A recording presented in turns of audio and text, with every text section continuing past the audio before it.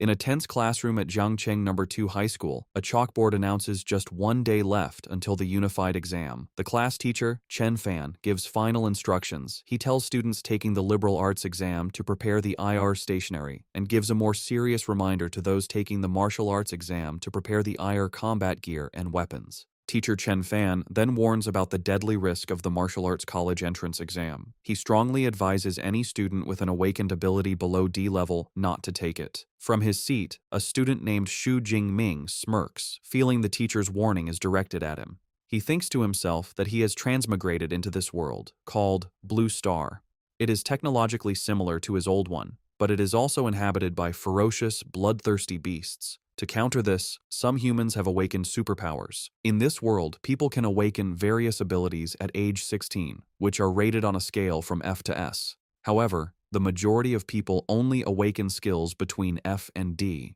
As he considers his own power, a small flash of lightning appears. He reveals that his ability is an E-grade weak electricity, and he notes with disappointment that its power is only comparable to a simple stun baton. As Xu Jingming reflects, a blonde-haired classmate, Huang Tian, taps on his desk. He mockingly asks if Xu Jingming still plans to take the martial arts exam, calling him E-grade trash, who would only shame the school. Huang Tian suggests Xu Jingming should just choose liberal arts and offers him a future as a small clerk in his company. Before Xu Jingming can answer, a female classmate, Lin Qingli, stands up and tells Huang Tian to mind his own business. Annoyed, Huang Tian scoffs at her and promises to show her who is best during the exam. As he walks away, he glances back and adds a cruel remark, predicting Xu Jingming will die on the exam grounds. After Huang Tian leaves, Lin Qingli turns to Xu Jingming with concern. She advises him to ignore Huang Tian's words and suggests that switching to liberal arts might not be a bad option. Xu Jingming listens to her silently, his expression unreadable. Lost in thought, Xu Jingming looks at his Great Xia Unified Exam Registration Form. The form lists his E-level elemental ability. In the Great Xia Kingdom, education is split into liberal arts and martial arts. Those with low-level abilities can choose liberal arts for an ordinary life. The martial arts path is far more dangerous. Students must enter a designated area and fight fierce beasts to the death to pass. Only by surviving can one hope to enter an ability user university. There, with years of training, even an unranked person can become a truly powerful ability user. Xu Jingming understands why his teacher and Lin Qingli are worried. He knows they fear what might happen if he takes the exam. However, he also recognizes that he cannot escape the constant threat of the beasts. This thought triggers a painful memory of a beast tide from his past, where he knelt as a child crying over the lifeless bodies of his parents. The memory strengthens his resolve. He doesn't want to be powerless again. With determination, he holds up his registration form and firmly declares that he will still choose the martial arts exam. As the sun sets, Xu Jingming is in a training hall, practicing relentlessly with a long spear. He channels his electrical ability into the weapon, causing blue lightning to crackle along its length. With a cry, he executes a powerful swing. The intense training quickly leaves him drained. He lets out a large yawn, complaining about how tired he is, and then collapses onto the floor, his spear falling beside him.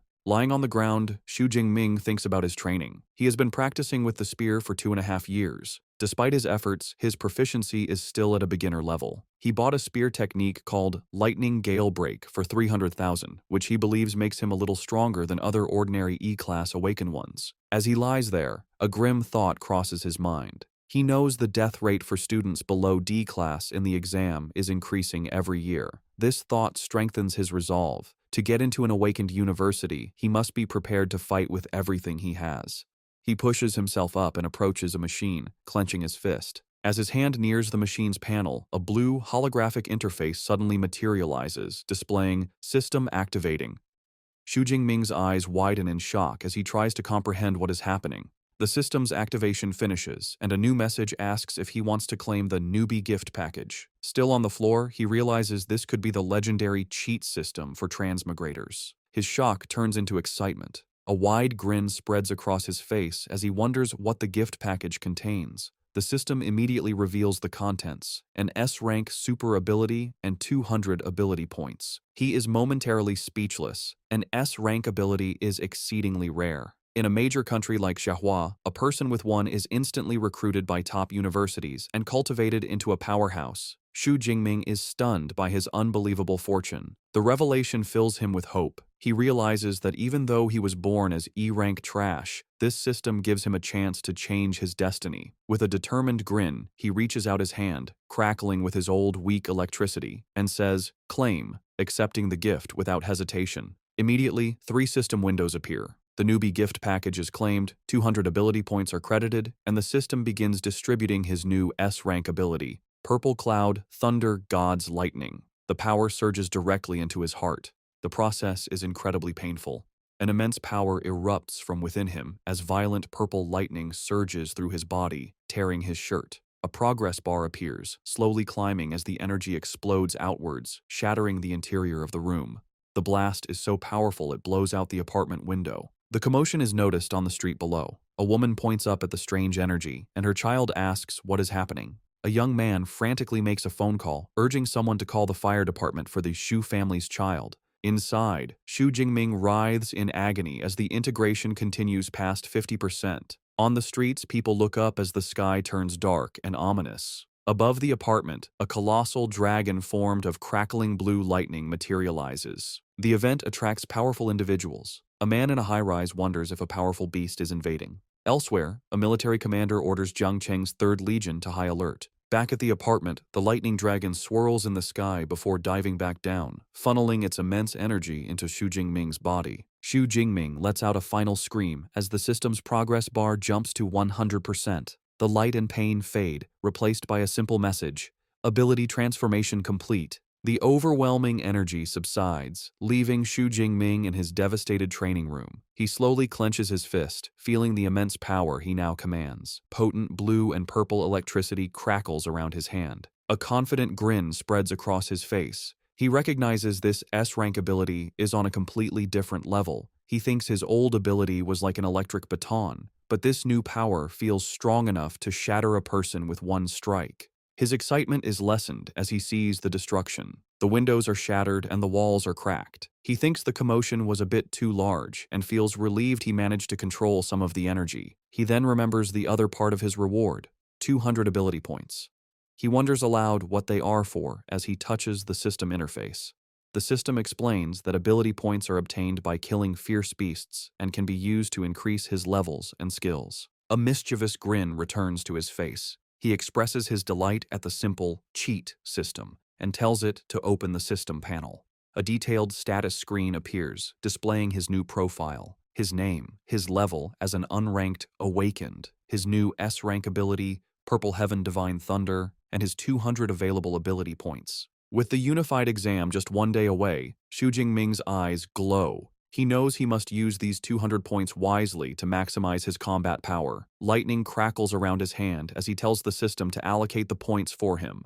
Xu Jingming decides to use his points logically, reasoning that all abilities come from the human body and spirit. He chooses to strengthen these 2 attributes first. As the system processes the points, his stats for physique and spirit quickly increase. A surge of dark purple energy erupts and swirls around him. He looks slightly dazed, marveling at the feeling of his vital energy and thoughts being enhanced. Clenching his fist, he feels the new power inside him. He throws a test punch, and a vortex of blue and purple lightning explodes from his fist, a display of power far beyond what he could do before. He looks at his hand, surrounded by crackling energy, and understands that by raising his basic attributes, his control over his combat skills and powers will also be stronger. The system panel confirms the upgrade, showing his physique is now 141 and his spirit is 160. It explains that each ability point was equal to 0.2 units of vital energy, or spirit energy. A confident grin spreads across his face. He believes that with his current strength, getting into an Awakener University will be easy, but he wonders how he now compares to the other 700,000 candidates in the province, especially the geniuses trained since childhood.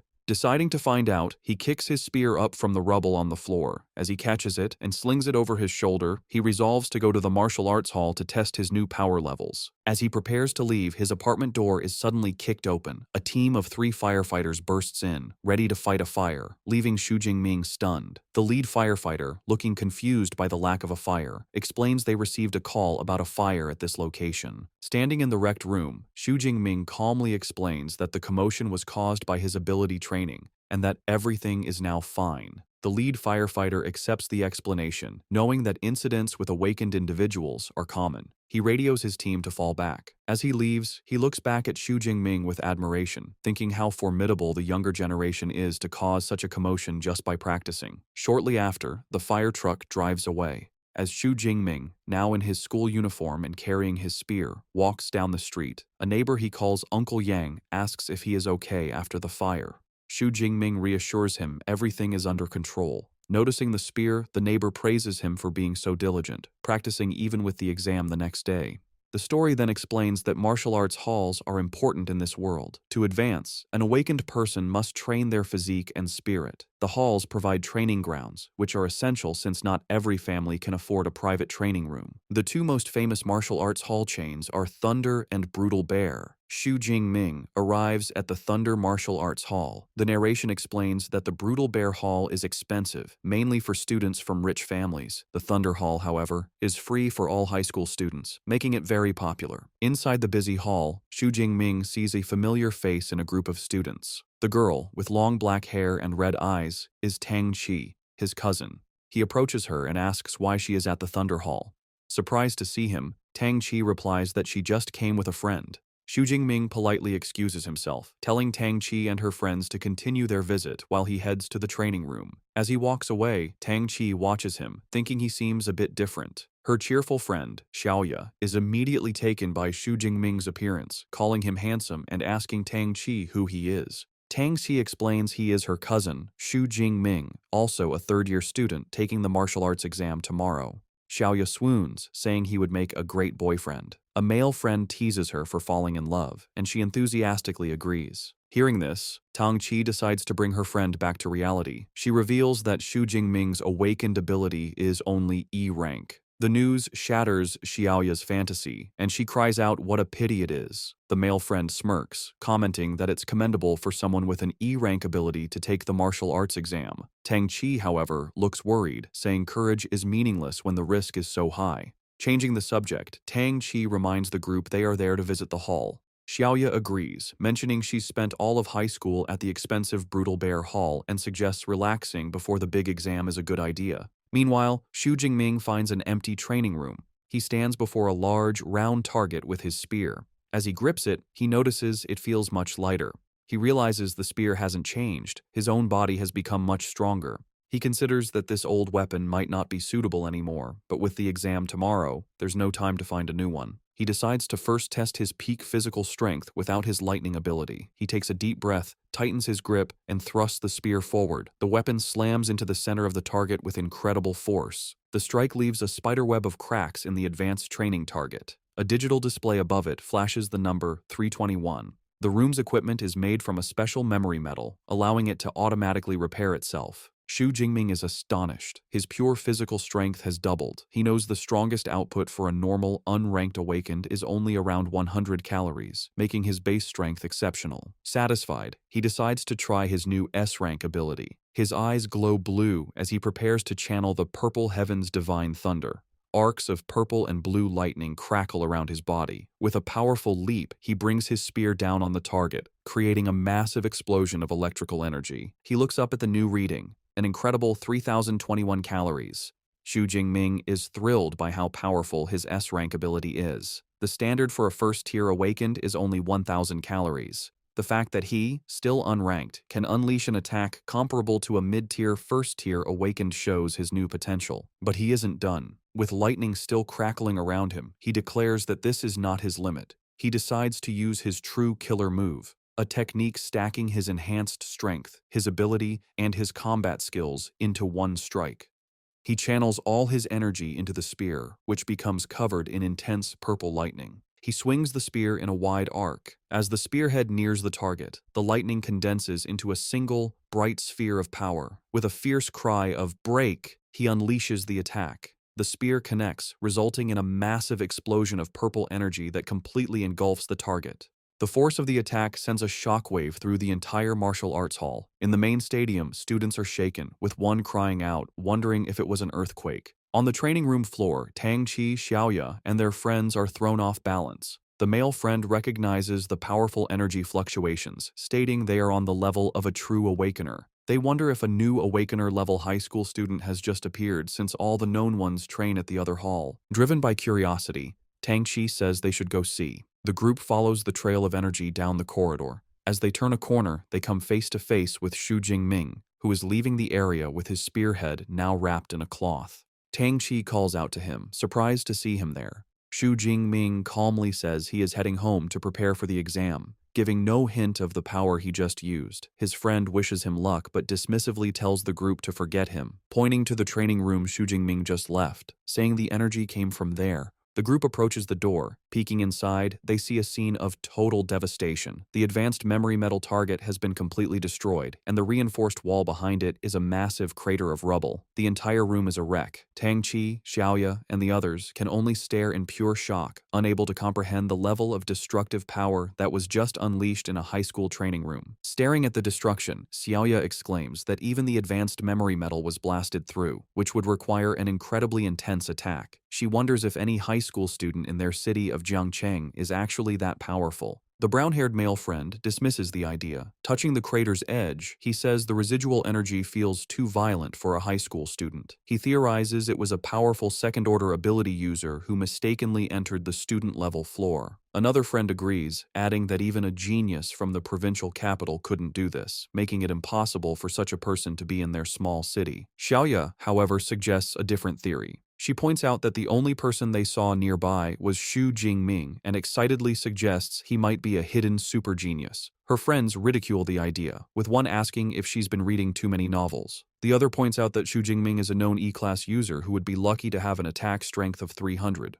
Her friend offers a more logical explanation, suggesting the powerful user simply left through the other corridor. He then turns to Tangchi, who has been silent, and asks for her opinion. Tangchi simply answers, "Maybe," stepping forward to inspect the damage. As she runs her hand along the shattered wall, she notices the impact marks look like they were left by a long spear.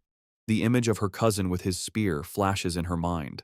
A deep suspicion forms, and she silently wonders if Xu Jingming taking the martial arts exam is really him overestimating his abilities. The next day is clear and bright, the day of the martial arts exam.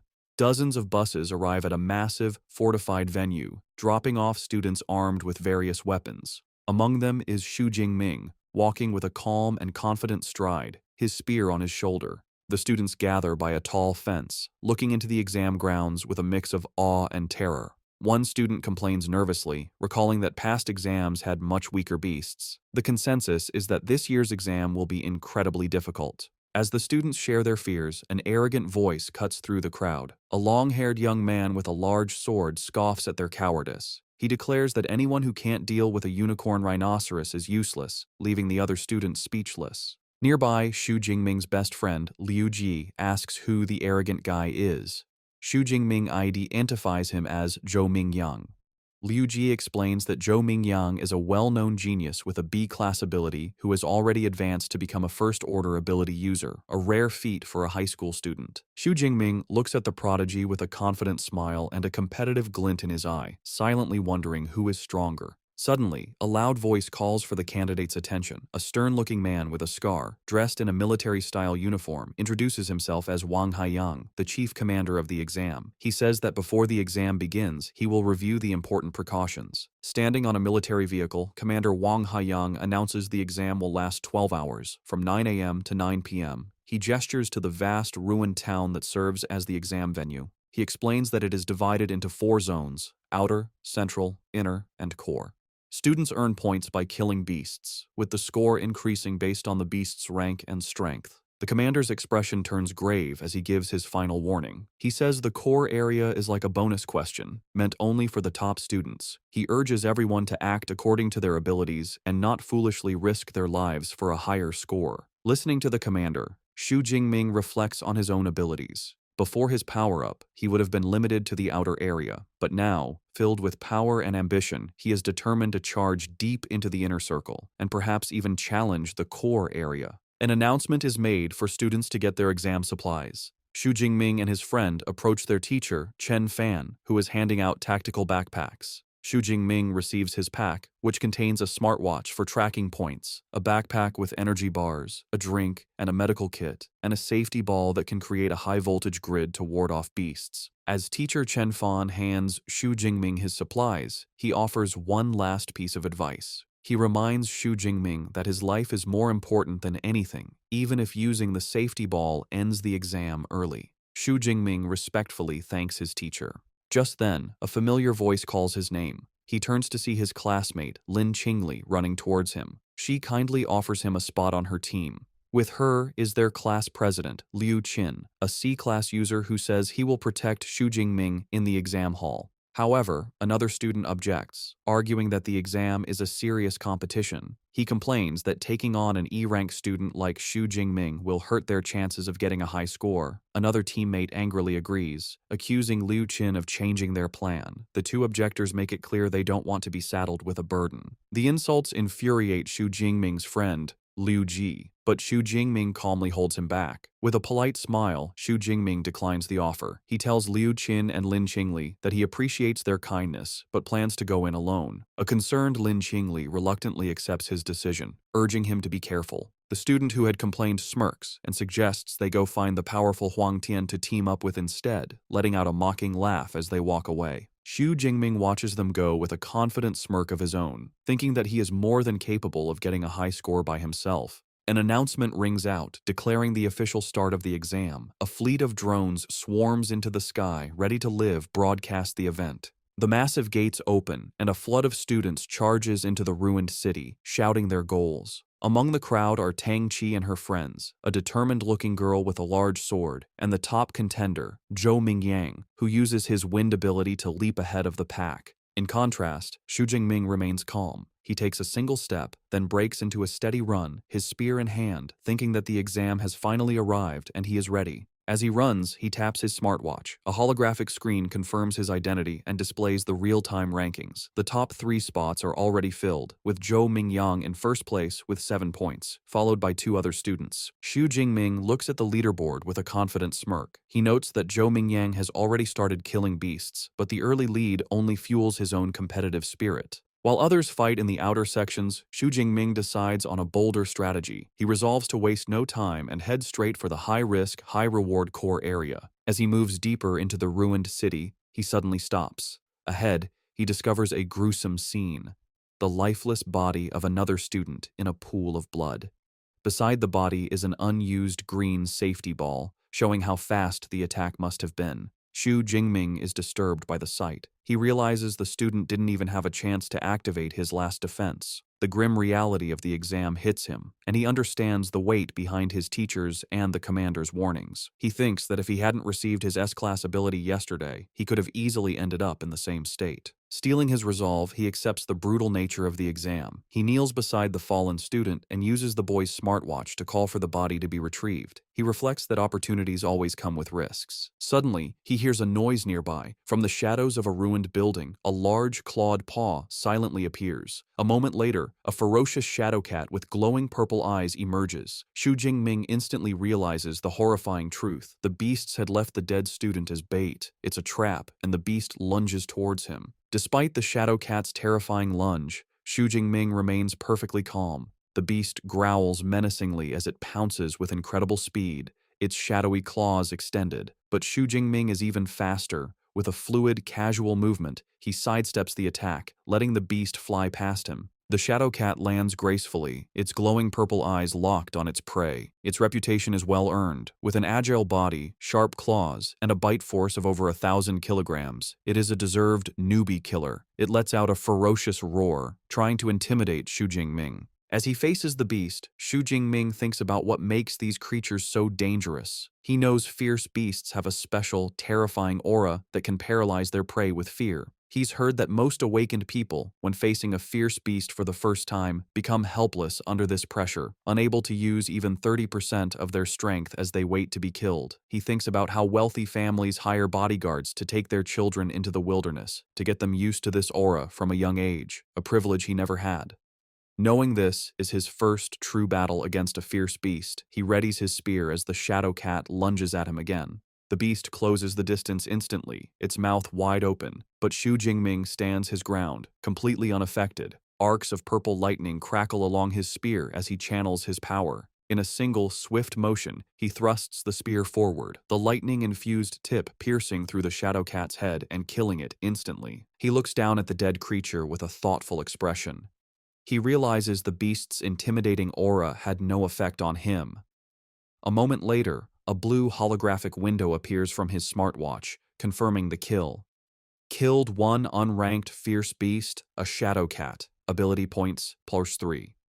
A note explains that fierce beasts are ranked from 1 to 9, and those below rank 1 are unranked, corresponding to unranked human awakened people. Xu Jingming looks at the map of the venue on his watch. He considers that killing beasts grants him ability points, but he seems unimpressed by the small reward, thinking that unranked beasts give far too few points. Realizing he is unaffected by the intimidating aura of fierce beasts, Xu Jingming concludes there is little point wasting time in the outer area. He resolves to get to the more dangerous central area as quickly as possible. He begins his journey deeper into the exam venue, cutting a bloody path through the unranked beasts. He effortlessly kills shadow cats, iron-furred pigs, and wolf-like creatures, gaining a steady 3 to 5 ability points with each kill. However, he identifies a flaw in his approach. While he has gained ability points, he recognizes that he lacks actual combat experience. His new S-rank ability is so overwhelmingly powerful that it kills unranked beasts instantly, preventing him from honing his fighting skills. He also considers the high energy cost of his new power. He knows higher-ranked abilities consume more energy. Unlike his old E-rank ability that could last for hours, he can't maintain his S-rank power at full strength for even an hour. With the exam lasting 12 hours, he understands he cannot waste energy before reaching the core area. He decides on a new strategy. He will kill fierce beasts using only his spear technique to gain experience and conserve power. Just as he makes this decision, a new, much larger threat appears, a formidable bipedal unicorn rhinoceros. The massive beast roars and charges, tossing a wrecked car aside with its immense strength. Instead of retreating, Xu Jingming stands his ground and faces the charge head-on. The powerful impact of the rhino's horn sends him flying backward. With incredible agility, Xu Jingming uses the momentum to flip himself in mid-air, positioning himself directly above the beast. Before the rhino can react, he dives down, landing on its back and plunging his spear deep into its skull with a single precise strike. The massive beast collapses, defeated. Breathing slightly, Xu Jingming is surprised by how much faster his killing speed has become, noting that even a powerful beast like the rhinoceros wasn't much of a challenge. A thought strikes him, and he wonders if his spear technique broke through to a higher level without him realizing it. He summons his system panel, which confirms his suspicion. His spear technique has leveled up to the intermediate stage, and his ability points have risen to 256. He concludes that relying on his spear technique is the most effective way to boost his strength. Feeling how fluid the intermediate technique is, he wonders what would happen if he improved it further. Using his accumulated points, he decides to upgrade his spear skill again. The effect is instant. A massive influx of advanced spear techniques and complex movements floods his mind, integrating into his muscle memory. He clutches his head, amazed by the sheer volume of skill he just acquired. With a wealth of new techniques, Xu Jingming feels a surge of confidence. Gripping his spear, he stands tall amidst the ruins with a predatory smile. He declares that he can't wait to find a first-rank, fierce beast to test his new skills on. At the same time, in another part of the outer area, Lin Qingli and her team are moving through the streets. Suddenly, Lin Qingli stops, puzzled. In the distance, she thought she saw a familiar silhouette. She voices her thought, saying she thinks she just saw Xu Jingming. One of her teammates dismisses the idea, asking if she's seeing things. He argues it couldn't be Xu Jingming, as it would be suicide for someone with his E-rank strength to be this deep into the exam zone. Lin Qingli is filled with doubt, but can't shake the feeling that she saw her classmate. She begins to worry about him. Her thoughts are interrupted when another teammate calls them over. The group rushes to find him standing before the massive, freshly killed corpse of the unicorn rhinoceros. They see that the blood on its wounds isn't dry, meaning it was killed just minutes ago. They examine the fatal injury, a clean, penetrating wound to the head made by a long-handled weapon. One of them exclaims that it's a spear wound. The pieces click together in Lin Qingli's mind. The spear wound, the timing, and the silhouette all point to one conclusion. She wonders aloud if the person she saw could really have been Xu Jingming. The skeptical teammate scoffs at the suggestion. arguing that a unicorn rhinoceros is a beast that only a C-rank awakened person could defeat alone. To settle the argument, another teammate suggests they check the score rankings. Without hesitation, Lin Qingli activates the leaderboard on her smartwatch. As the rankings appear, her eyes widen in shock. There, in 46th place with 256 points, is Xu Jingming, Zhangcheng Second High School. She exclaims that it really is him. Her teammates are speechless, their faces showing pure disbelief. They refuse to accept that the E-rank student they looked down on is now in the top 50, speculating it must be someone with the same name. They are left questioning everything, unable to comprehend the situation. Meanwhile, far from the battlefield, officials and VIPs watch the exam on large screens. One spectator comments on the predictable strength of the first high school, which dominates the top 10 ranks. They single out Zhou Mingyang, ranked first with 412 points, who seems to have secured the title of Jiangcheng's top student. Another official wonders if he can become a provincial top 100 student, a feat no one from their city has achieved in years. Among the officials is Zhang Wenshan, the director of the Jiangcheng Education Bureau. With a self-satisfied smile, he agrees that Zhou Mingyang is their city's ace and expresses confidence that he will break into the provincial top 100. He then turns to the principals of the first and third high schools, praising their institutions. The principals humbly thank the director. While praising the top schools, Director Zhang Wenshan turns to the principal of the second high school, Zhao Yao. He condescendingly tells him that his school needs to work harder, noting their best student is only ranked 18th. The principal sweats nervously, bowing and stammering his agreement. Principal Zhao Yao is inwardly fuming. He knows that among the top 50 students, only 8 are from his school. He mentally lists his top students, including Xu Jingming, urging them to get their act together. A moment later, he pauses. The name Xu Jingming doesn't sound familiar. He wonders aloud who this student is and why he's never seen the name before. He turns to the teacher beside him, who is Chen Fan, and asks about Xu Jingming. Upon hearing that his supposedly weakest student is in the top 50, teacher Chen Fan has a jaw-dropping reaction of pure shock. He takes a moment to compose himself, wiping sweat from his brow. He recalls that Xu Jingming is an E-rank awakened and wonders if the boy had been hiding his true strength, but he dismisses the thought as impossible. He looks up at the monitors in frustration, realizing that since only the top 10 students have dedicated camera feeds, there is no way for him to see how Xu Jingming is accumulating so many points. Meanwhile, back in the exam venue, Xu Jingming has pushed through the outer area and arrived at the central area, a zone with a much higher danger level. He walks calmly through the streets, crushing a bottle underfoot.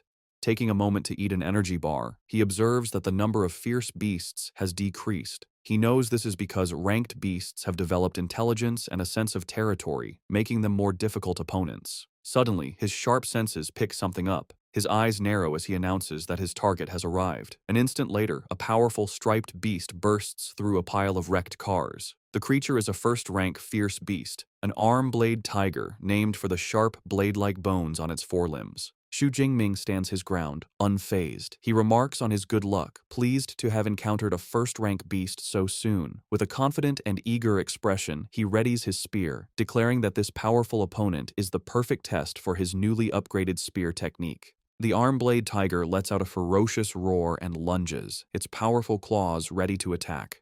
Xu Jingming remains calm and composed, holding his spear defensively. With a graceful spin, he deflects the tiger's initial pounce, expertly parrying the beast's attack with the shaft of his spear. The force of the blow causes the tiger to recoil slightly. Xu Jingming, however, seems completely unimpressed. With a confident smirk, he mockingly asks if this is all the power a first-tier beast has, musing that it would take a Tiger King to make him use more effort. His taunt enrages the beast. Declaring that he is sending it on its way, Xu Jingming goes on the offensive. He leaps forward with incredible speed, his spear becoming a blur as he lands a clean, deep strike on the tiger's shoulder, drawing blood. The beast roars in pain and fury, but Xu Jingming gives it no time to recover, maintaining his calm, focused stance. His attack has only enraged the first-rank beast further. Its eyes begin to glow with a menacing teal light. It rises up on its hind legs, towering over Xu Jingming, and lets out a deafening roar as it prepares to unleash its full power. The arm-blade tiger brings its massive, bladed paws down in a devastating swipe. Xu Jingming, showing incredible reflexes, dodges the attack and uses the momentum to swing himself around a nearby lamppost, avoiding the deadly claws and setting himself up for a powerful counterattack. Landing gracefully after his acrobatic move, Xu Jingming acknowledges the tenacity of the first-tier beast. He can see that despite its injuries, the arm-blade tiger still wants to put up a desperate struggle. Deciding to end the fight, he declares that any further resistance is futile. He begins to channel his spear technique, lightning gale break, and a vortex of blue energy swirls around his weapon. With a powerful war cry, he unleashes the technique. His body becomes a blur as he executes a devastating spinning attack, the energy from his spear creating multiple slashing arcs of light. The attack connects, and the tiger lets out a final, agonized cry as the powerful technique tears through its body. The massive beast collapses to the ground, defeated. A notification immediately appears on Xu Jingming's smartwatch, confirming the kill of a first-tier armored tiger and awarding him 14 ability points. He notes with satisfaction that the points from a first-tier beast are almost double what he gets from an unranked one. A new perspective dawns on him. He realizes that while the exam hall is a place of danger for others, for him, it is a perfect treasure ground to level up. With renewed determination, he vows to harvest as many ability points as he can by hunting the most powerful beasts. Back in the audience stands, the atmosphere is tense as officials and teachers watch the live rankings. The leaderboard shows Xu Jingming is now tied for 32nd place with 328 points. An official turns to teacher Chen Fan, asking if this surprising student is from his class. Suddenly, Chen Fan is the center of attention. Other teachers praise him, marveling that only students from his class have broken into the top 50 from their school. They compliment his teaching methods. A flustered Chen Fan humbly deflects the praise, insisting it is all due to the student's own hard work. Their conversation is cut short when someone shouts and points at the screen. Xu Jingming's ranking has skyrocketed again, jumping to number 25. One official exclaims in disbelief that he somehow gained 44 points at once. Director Zhang Wenshan mentally calculates the point values, recalling that a peak unranked beast is worth 6 tier 8 points, while a low-grade first-tier beast is worth 14 to 16 points. Principal Zhao Yao continues the thought, his face pale with shock. He remembers that the kill count updates every 4 seconds, and an impossible realization begins to form in his mind. Director Zhang Wenshan completes the stunning calculation. Within a mere 4 seconds, Xu Jingming must have killed either 5 peak unranked beasts or 3 low-grade first-tier beasts. A pleased smile spreads across his face as he remarks that this kind of performance hasn't been seen in years. He turns to Principal Zhao Yao and comments that this student is a very good prospect, asking why he has never heard of him. The principal, still flustered, admits he has only just found out about Xu Jingming himself and says they will have to ask the boy's homeroom teacher. He immediately summons a nervous teacher Chen Fan, telling him to explain Xu Jingming's situation to the leaders, specifically asking about his talent. Standing before the city's top education officials, a sweating Chen Fan stammers out the unbelievable truth. Xu Jingming awakened an E-grade ability. Weak electricity. The principal is incredulous, asking if Chen Fan is certain he hasn't remembered incorrectly. Chen Fan insists that he is sure. He adds that he specifically advised Xu Jingming not to participate in the exam due to his low-rank ability. Director Zhang Wenshan listens with growing curiosity. He deduces that for a student with only an E-grade ability to get this far, he must have other outstanding qualities. This mystery piques his interest. He decides to wait, confidently predicting that with Xu Jingming's momentum, he should soon break into the top 10. At that point, they will get a dedicated camera feed and will finally understand how he is doing this. He adds a stern warning, however, that if the student is cheating, there will be consequences. Just as he finishes speaking, both teacher Chen Fan and Principal Zhao Yao's eyes go wide with shock. A new update appears on the leaderboard. Xu Jingming has done the impossible and broken into the top 10, now at 9th place. Just below him, at number 12, is his cousin, Tang Qi. Elsewhere in the exam hall, Tang Qi, now with cat-like ears and a tail, sits atop a defeated beast. She looks off into the distance with a knowing smile, now certain her cousin was the one who caused the destruction at the martial arts hall. The top-ranked student, Zhou Mingyang, also notices the new name on the leaderboard. He notes with some surprise that, with 6 hours still left, a new face has squeezed into the top 10. He thinks to himself that he has never heard of Xu Jingming before. Because he is in the top 10, a dedicated camera drone is sent to follow Xu Jingming. The feed shows him effortlessly killing another first-tier beast with his spear. As the beast falls, a notification awards him another 14 points. He comments to himself that the efficiency of killing beasts is much higher in the central area. He then notices the drone and realizes he must have entered the top 10. Standing over his latest kill, Xu Jingming reflects on the nature of the exam. He understands it's a test of strength and potential, where better results lead to greater recognition. With this in mind, he decides he has no reason to hide his true power, declaring that breaking into the top 10 is just the beginning. Before challenging the core area, he decides to improve his strength again. He checks his system panel, which shows his spear technique is now at the advanced level, and he has 312 ability points. He notes with some disappointment that his level hasn't automatically promoted from awakened. He deduces that the only way to advance to a true ability user is by learning a specific cultivation method, which he cannot do during the exam. Since he can't increase his rank, he decides to continue improving his basic attributes. He spends some points, boosting his physique by 40 and his spirit by 22. Feeling a surge of new power, he clenches his fist, ready to finally head to the core area. He soon arrives at the entrance to the core area, where the danger level is highest. He is greeted by a brutal scene, a pack of 9 armored tigers devouring the corpse of a large, rhino-like beast. From a safe distance, Xu Jingming observes the pack. He quickly identifies the one in the middle, which is larger and has a more powerful aura, as the armored Tiger King. Far from being intimidated, he sees this as a great harvest of points waiting for him. Just as he prepares to move, he senses another presence. He calls out, telling the hidden person to come out. From behind a corner, Zhou Mingyang emerges, looking impressed. He compliments Xu Jingming on his sharp perception and admits he didn't expect the mysterious student who broke into the top 10 to be him. Xu Jingming recognizes the top-ranked student and asks how Zhou Mingyang knew who he was. Zhou Mingyang explains that he is familiar with every strong candidate who could enter the core area. Since Xu Jingming was an unknown who rose through the ranks, he naturally deduced his identity. Zhou Mingyang then reveals he has been watching the tiger pack and prepares to draw his sword. Xu Jingming immediately becomes wary, asking if he intends to steal his monster. Zhou Mingyang clarifies that he has no intention of stealing the kill. He explains that the armored Tiger King is a powerful mid-grade first-tier beast, and with its pack of 9 other tigers, it's an opponent no single person can handle alone. He proposes they cooperate to take down the pack. However, Xu Jingming flatly rejects the offer with 2 simple words: no need. With a look of absolute confidence, he declares that he is more than enough by himself. Dismissing Zhou Mingyang's offer, Xu Jingming confidently steps out into the open to confront the pack of armored tigers. His sudden appearance immediately draws their attention. They let out warning growls, and the Tiger King, perched on its kill, roars to assert its dominance. Xu Jingming's eyes narrow as he observes his opponents. He notes that, as expected of a group led by a beast king, the tigers have enough intelligence for a simple battle formation, with the stronger ones in front.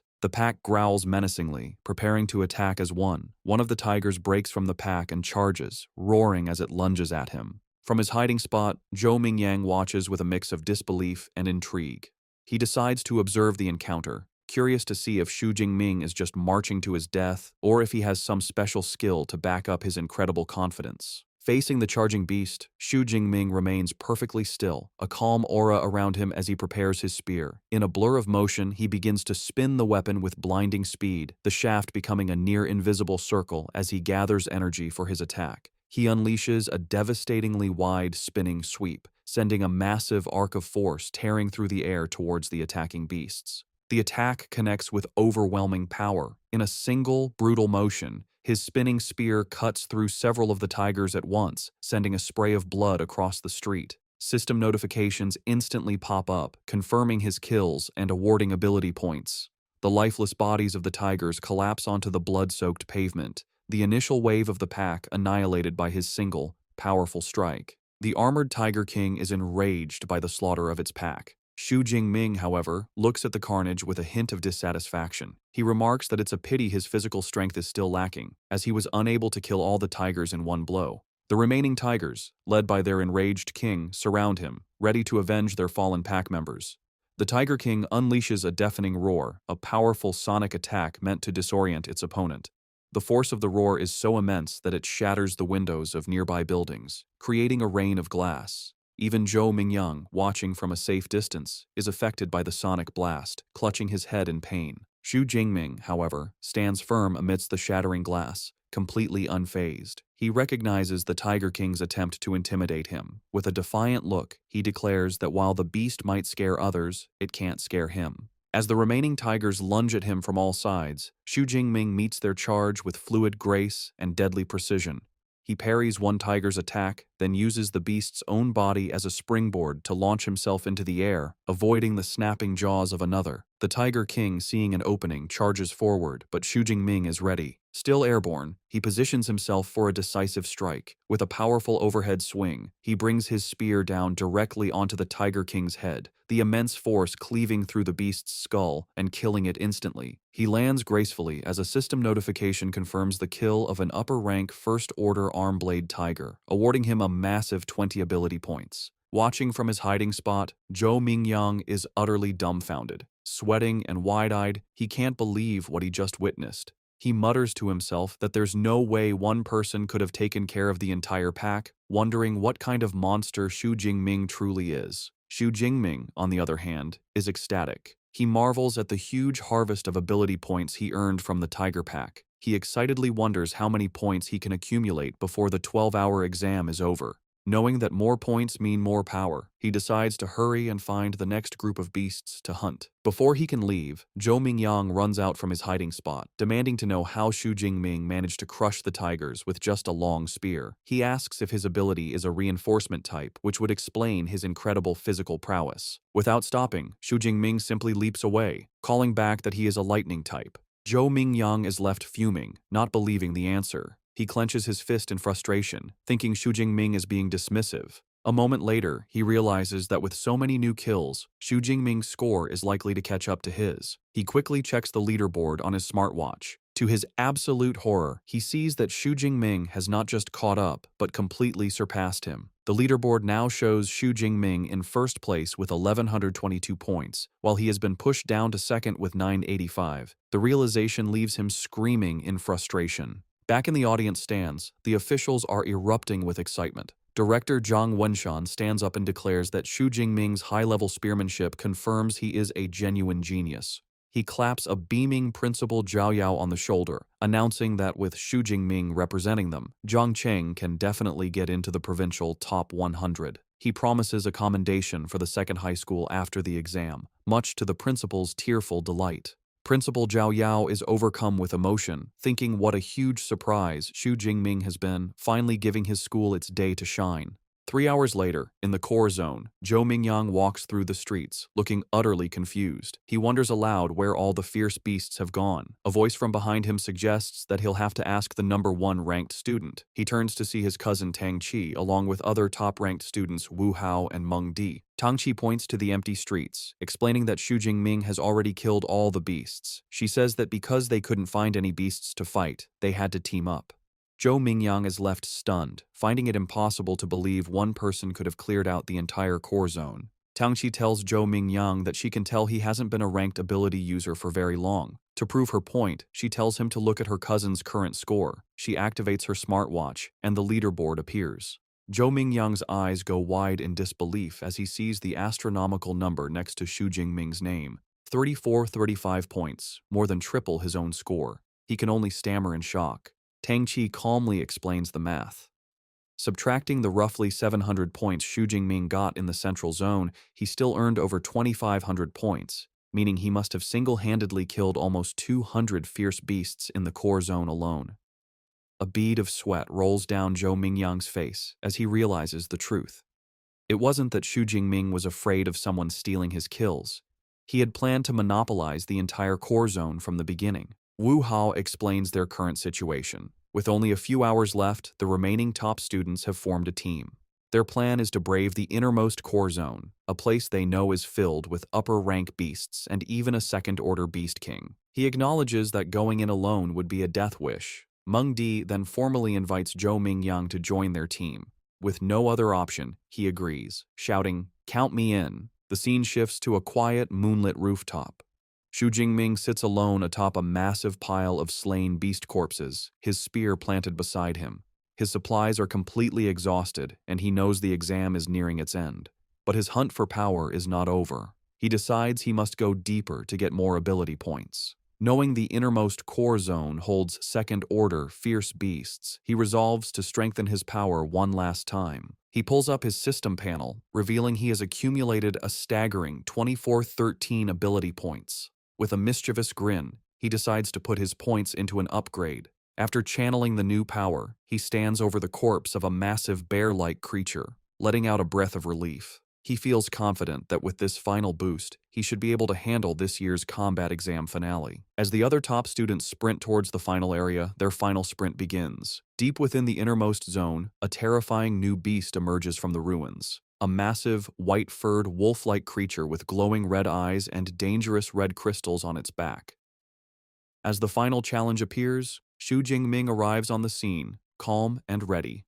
He holds his spear, a confident look on his face as he wonders what kind of second-order fierce beast the exam has arranged for him this year. Just as Xu Jingming arrives for the final challenge, the team of top-ranked students also reaches the innermost core zone. They immediately identify the massive, crystal-backed creature as a bloodthirsty savage bear. The beast shows its incredible power by smashing a wrecked car with a single swipe of its paw. The sight fills the team with dread. Zhou Mingyang exclaims that they are in big trouble. Mengdi explains that this rare beast has a hide as tough as E-grade alloy, which even missiles can't pierce. She adds with terror that a single strike from its paw could kill them all instantly. Seeing the overwhelming odds, Tang Qi suggests they abandon the mission. Their situation is even more dire than they thought. They realize the compound is guarded not just by the Beast King, but also by a large pack of high-rank first-level beasts. One of them grimly states that if they enter, they will likely be wiped out by the horde before the savage bear even moves. Faced with the impossible challenge, a team member immediately quits, saying there's no point in getting a high score if you die. Zhou Mingyang tries to stop him, angrily questioning the point of being handsome if he's just going to rush into a horde of beasts to die. The team's morale has completely shattered. Suddenly, Meng Di points towards the compound, shouting for the others to look. They see a lone figure entering the deadly area. Tang Qi's eyes widen as she recognizes him. It's Xu Jingming, fearlessly walking into the heart of the beast horde. As he gracefully leaps into the compound, the others watch in disbelief. Zhou Mingyang complains about the difficult test, while another student panics, crying out that Xu Jingming's entrance has startled the entire horde, which now turns its attention to him. Enraged by the intrusion, the entire horde of fierce beasts charges at him.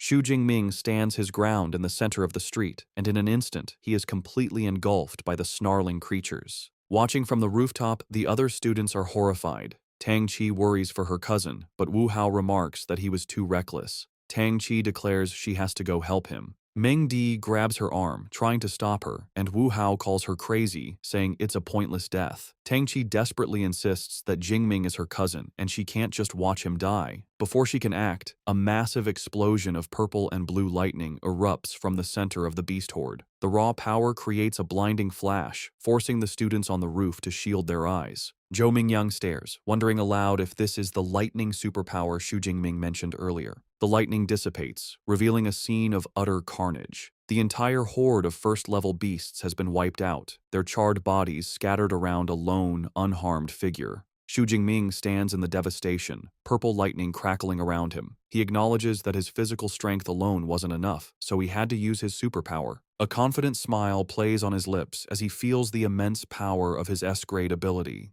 Having cleared the lesser threats, he turns his attention to the final challenge, the bloodthirsty savage bear, standing over the corpses of its minions. The massive beast lets out a deafening roar. Xu Jingming remains calm, analyzing his opponent. He notes the savage bear is massive and likely not agile, concluding that with his powerful thunder ability, it should be manageable. He then notices the beast is not alone. It has several smaller but still dangerous minions. Realizing these creatures might be an annoyance, he decides there's only one thing to do. With a look of fierce determination, his eyes glowing, he declares that he will clear the area first. He bursts into motion, his body enhanced by his S-grade lightning ability, moving with blinding speed as he blitzes through the remaining beasts. He effortlessly dispatches a high-rank Shadow Cat, his smartwatch confirming the kill and awarding him 13 points. With a confident grin, he marvels at the enhancement his superpower provides to his physique, but acknowledges he can't maintain the dangerous state for long. Knowing it's enough to clear the minions, he cuts down the last of the lesser beasts with a powerful sweep of his spear, earning another 15 points for a high-rank unicorn rhino. With the area cleared, the final confrontation begins. The savage bear roars in fury, slamming its massive paws into the ground and creating a shockwave that shatters the pavement. The beast charges, shaking the ground. Xu Jingming, wreathed in his lightning aura, meets the charge head-on. With a powerful leap, he dodges the charge and swings his spear in a devastating arc, shattering one of the large red crystals on the beast's back. The battle continues in a blur, with Xu Jingming expertly dodging the bear's attacks and landing precise strikes, shattering more crystals and wounding the beast. His smartwatch continuously updates with points as he dismantles the Beast King's defenses. The savage bear roars, enraged as it watches its minions fall. Xu Jingming, wreathed in lightning, taunts the beast, asking if it's getting angry. He promises to deal with it after taking care of the last minion. As he charges the final rhino, the Bear King watches with cunning intelligence. Just as Xu Jingming is about to strike, the Bear King moves with unexpected speed, smashing its own minion to bits to intercept him. Xu Jingming is surprised, realizing the beast anticipated his move. The Bear King claps its paws together, sacrificing its last minion to create a devastating shockwave that obliterates the ground and nearby cars. The final rhino is torn apart in the explosion. However, the attack fails to harm its target. Xu Jingming, surrounded by his lightning aura, gracefully flips through the air, landing safely and untouched by the explosion. With the battlefield cleared of lesser threats, only the two kings remain. Xu Jingming grins fiercely, his body crackling with power. He declares that with no minions left, it's time to see if the beast's armor-like hide can withstand the force of his thunder. With a powerful thrust, Xu Jingming plunges his lightning-covered spear into the bloodthirsty savage bear's head. The impact creates a huge explosion of purple energy that covers the drone following him, cutting its camera feed. The students on the rooftop are hit by the shockwave, shielding their faces from the blast. In the audience stands, the officials stare in stunned silence at the static-filled screen. Director Jiang Wenshan, shocked, turns to Principal Zhao Yao. He yells, asking if he calls the power they just saw an E-class ability and accusing him of kidding. Another official, also amazed, remarks that Xu Jingming could instantly kill a high-tier rank 1 beast and fight a rank 2 boss, a feat even an A-class user would struggle with. Principal Zhao Yao, sweating and at a loss, can only guess it might be a rare ability mutation. Regardless, Director Jiang Wenshan laughs and says that after today, the great Xia nation will be shaken by Xu Jingming's name. Back on the battlefield, the result of Xu Jingming's attack is clear. The bloodthirsty savage bear is wounded with a deep gash on its head, but it is not defeated. The beast roars and swats Xu Jingming with its paw, sending him flying. He is shocked his powerful attack only left a shallow wound. He lands hard on the ground, using his skills to recover. He quickly analyzes the situation. He realizes the savage bear's hide is resistant to blades and doesn't conduct electricity. He admits to himself that with his current strength, it will be hard to kill the beast in one shot. The enraged savage bear begins to gather dark energy around its body. Xu Jingming, sensing the immense power, can only look on in shock, saying, "What?" Dark energy gathers around the bloodthirsty savage bear as it powers up, rolling forward like a monstrous boulder. It smashes through everything, the ground seeming to buckle under its power. Xu Jingming leaps back onto debris as purple lightning crackles around him, readying himself. He is surprised the beast activated its berserk skill so quickly, recognizing the beast truly hates him.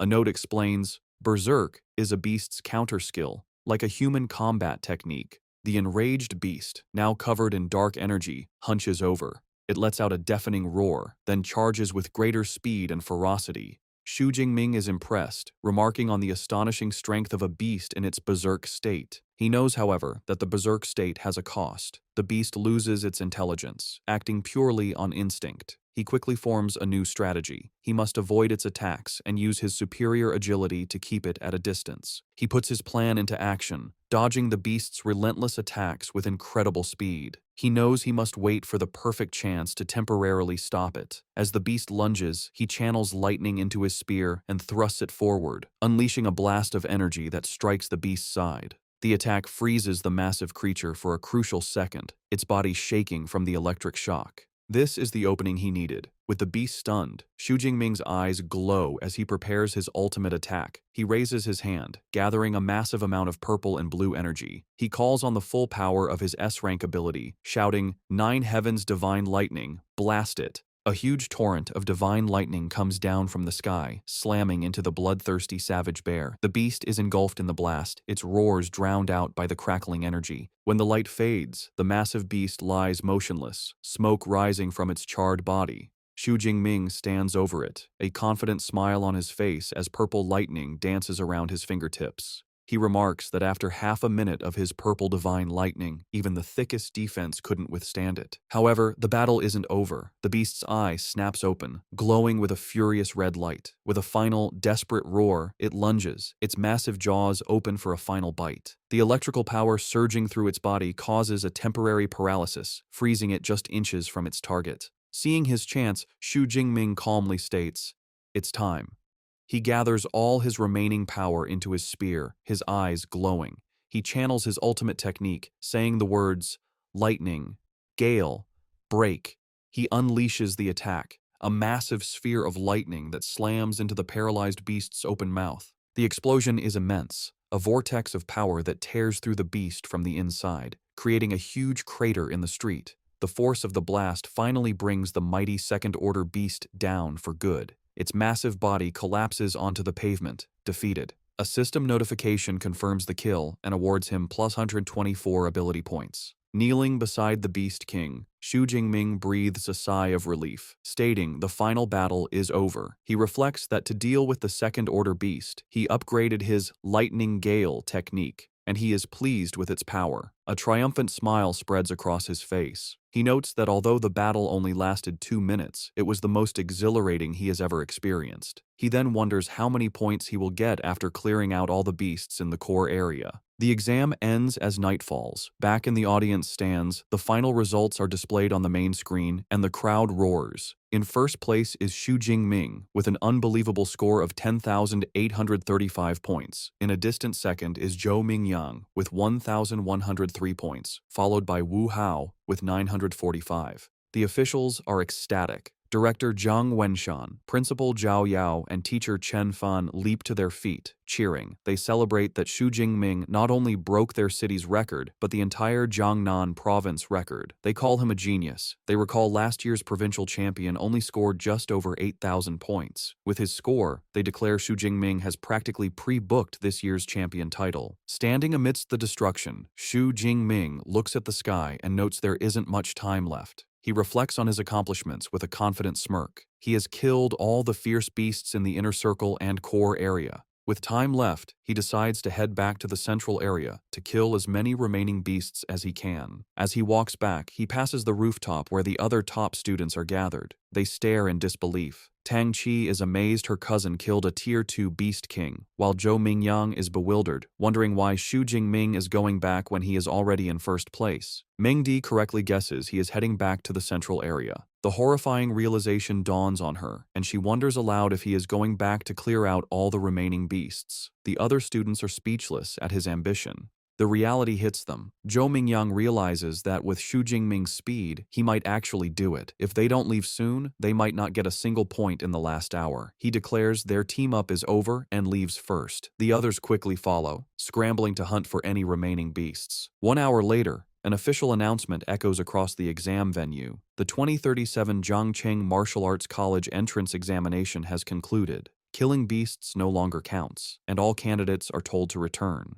Throughout the venue, the remaining students react. A tired Tang Qi wipes sweat from her brow, sighing that it's finally over. Elsewhere, one student despairs over being one beast away from passing, while another celebrates just barely making it. In the midst of the carnage, Xu Jingming stands over his final kill, looking unsatisfied. He wonders why the exam had to end so quickly, feeling he wasn't quite finished. As students exit the exam venue, they are greeted by guards, their faces a mix of exhaustion and relief. Outside, Tang Qi's friend Xiaoya is still reeling from Xu Jingming's power. She clings to Tang Qi, asking for the third time if Xu Jingming is really her cousin. Tang Qi, looking weary, confirms he is. Xiaoya's crush has returned. With a blush, she begs Tang Qi for his contact information. Tang Qi reminds her that just yesterday she wasn't interested. Xiaoya quickly says things are different now that he is first in the exam and continues to beg. Their conversation is interrupted by a commotion. Someone shouts that Xu Jingming is coming out. A massive crowd of students swarms the exit, desperate to see the new champion. Xu Jingming emerges from the gate, his expression calm and his spear on his shoulder. He is met with cheers and congratulations. Some jokingly ask him to give them 100 of his points. He smiles and waves, taking in the sudden fame as he walks towards the buses.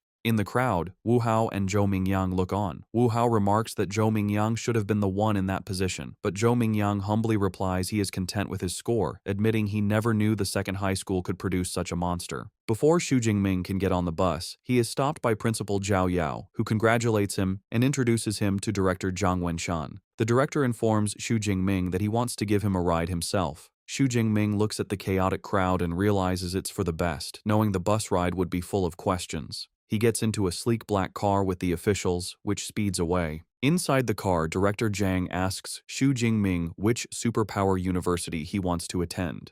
Xu Jingming admits he has been so focused on his strength that he hasn't thought about it. The director assures him that with his results, any university would be within his reach. However, he advises that half of the country's high-level superpower users graduate from the top 3 universities and recommends he consider them. Director Zhang Wenshan details the top 3. First is Qingjing Superpower University, affiliated with the government. Graduates can directly enter the system and serve the country. Next is Modu Superpower University, known for its excellent resources and elite clubs. Finally, there is Jinqing Superpower University, which has a long history and strong faculty. All 3 have top-tier cultivation methods that are not public. Xu Jingming listens intently. He understands awakened individuals need these special methods to become true superpower users. He asks what makes a top-tier cultivation method special. The director explains that with a beginner method, it would take 3 to 4 years to advance. With a top-tier method, it only takes half a year. He reassures Xu Jingming that with his results, he will qualify for special admission from even the top 3 universities. Having dropped off the officials, Xu Jingming arrives back at his apartment late at night. The next day, he is in the shower, feeling refreshed. He checks his system panel and sees he has 2,534 ability points remaining, which he believes is enough for a superpower university. As he dries off, he wonders if there will be beast-killing competitions after he enrolls, deciding he will have to enter the wilderness to continue growing stronger. Meanwhile, his cousin Tang Qi arrives at his apartment with her mother, Xu Qingwan. Tang Qi notices the door is broken and decides it's a perfect chance to sneak in and surprise him. They enter, and Tang Qi cheerfully shouts a surprise greeting. Her timing is terrible. Xu Jingming, wearing only a towel, has just stepped out of the bathroom. He is shocked to see his aunt and cousin. His aunt, equally flustered, asks what he is doing, while Tang Qi is left blushing and speechless. His aunt then sees the ruined apartment and angrily asks how it got into such a mess. A flashback explains that after his parents passed away, his aunt stayed with him, taking good care of him and giving him the warmth of a home. She fulfilled her guardian duties, even occasionally feeding him his favorite meal. After the initial shock, Xu Jingming sits with his aunt and cousin. His aunt, Xu Qingwan, expresses her relief. She admits she was incredibly worried when she learned he was taking the martial arts exam. Now that she sees he is unharmed, she is relieved. She reassures him his score isn't important. Xu Jingming is confused and asks if Tang Qi didn't tell her the results. Tang Qi winks, saying it's better if he tells his mother himself. With a bashful smile, Xu Jingming tells his aunt he did quite well, scoring over 10,000 points. The news is so shocking his aunt spits out her drink. She coughs, asking him to repeat his score. Tang Qi confirms it's true, telling her mother he scored 11,124 points. His aunt is speechless. A moment later, she bursts into tears of joy and pulls him into a tight hug, exclaiming that the Xu family finally has a successor and his parents in heaven must be so proud. Meanwhile, in a high-tech conference room, university recruiters are reviewing the exam results. A woman presents the data on Xu Jingming, noting his age, his supposed E-class ability, and his rank as an unranked awakener. One recruiter insists they must recruit this student if the score is real. Another is skeptical, arguing that based on his rank, he couldn't have achieved such a high score. The debate continues, with some arguing his ability is at least A-class, or even S-class. Another recruiter scoffs, suggesting he must have cheated. Before the argument can escalate, a senior figure tells them to stop. A woman with a commanding presence makes a decision. She instructs the team to list Xu Jingming as an S-class special recruit for now.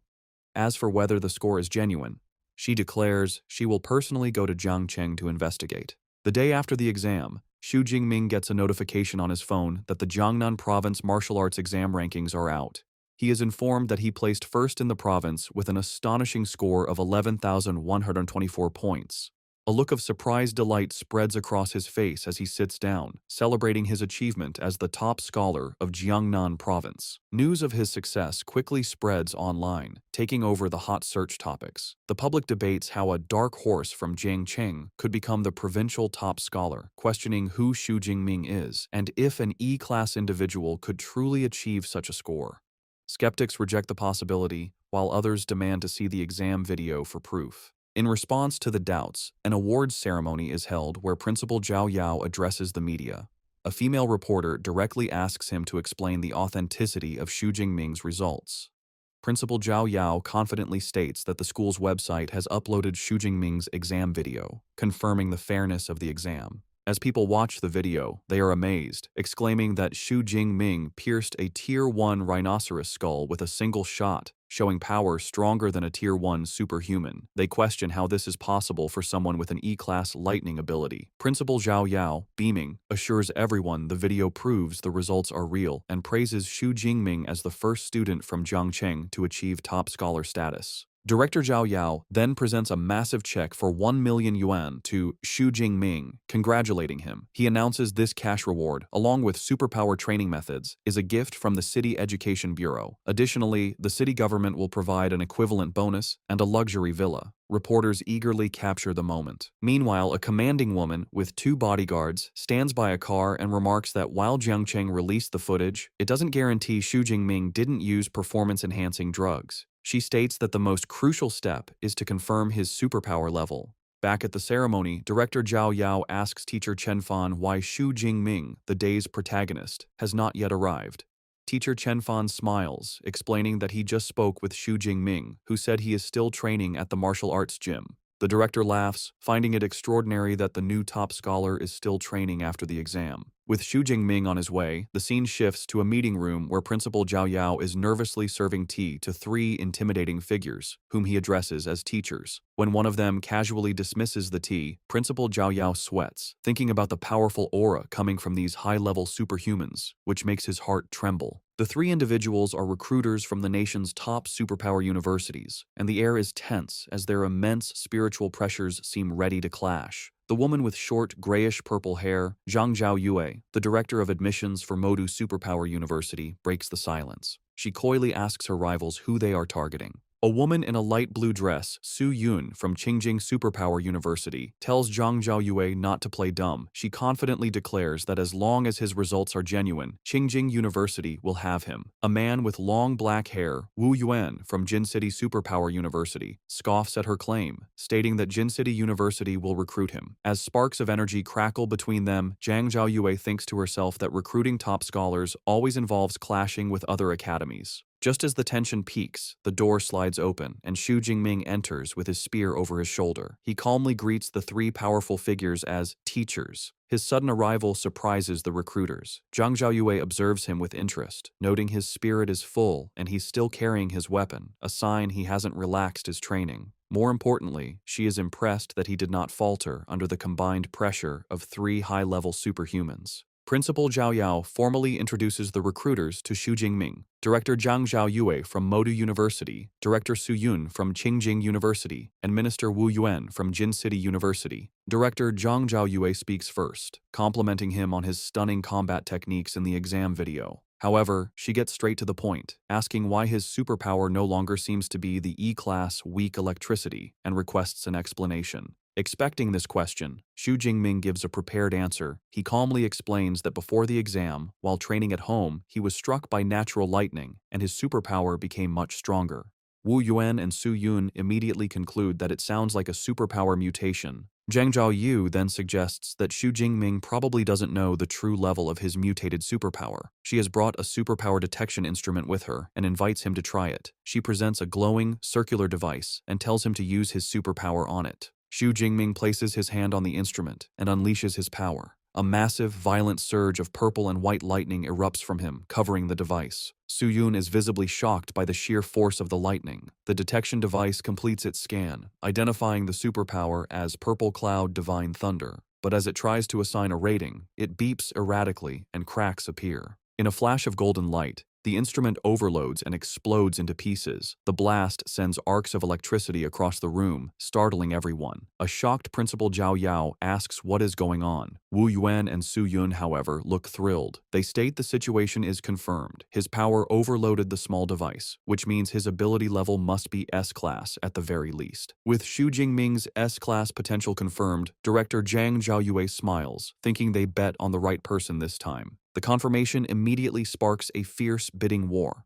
Wu Yuan from Jin City University is the first to make an offer, shouting that his university will give Xu Jingming a 4 million admission bonus, a full set of C-class equipment, and free access to all superpower training methods for all 4 years. Su Yun from Qingjing University scoffs at his offer. She turns to Xu Jingming with a charming smile and presents her own proposal. A 5 million admission bonus, and for 4 years, free access to all of their S-class superpower training methods and combat techniques. Xu Jingming is taken aback by her generous offer. Finally, Zhang Zhaoyue from Modu Superpower University makes her move. She states that Modu doesn't offer cash bonuses or equipment, but can match the other offers on cultivation methods. Then, she reveals her trump card, adding that they will also provide an S-class cultivation resource annually. The mention of an S-class resource leaves both Wu Yuan and Su Yun in complete shock. Unfamiliar with the term, Xu Jingming asks what an S-class cultivation resource is.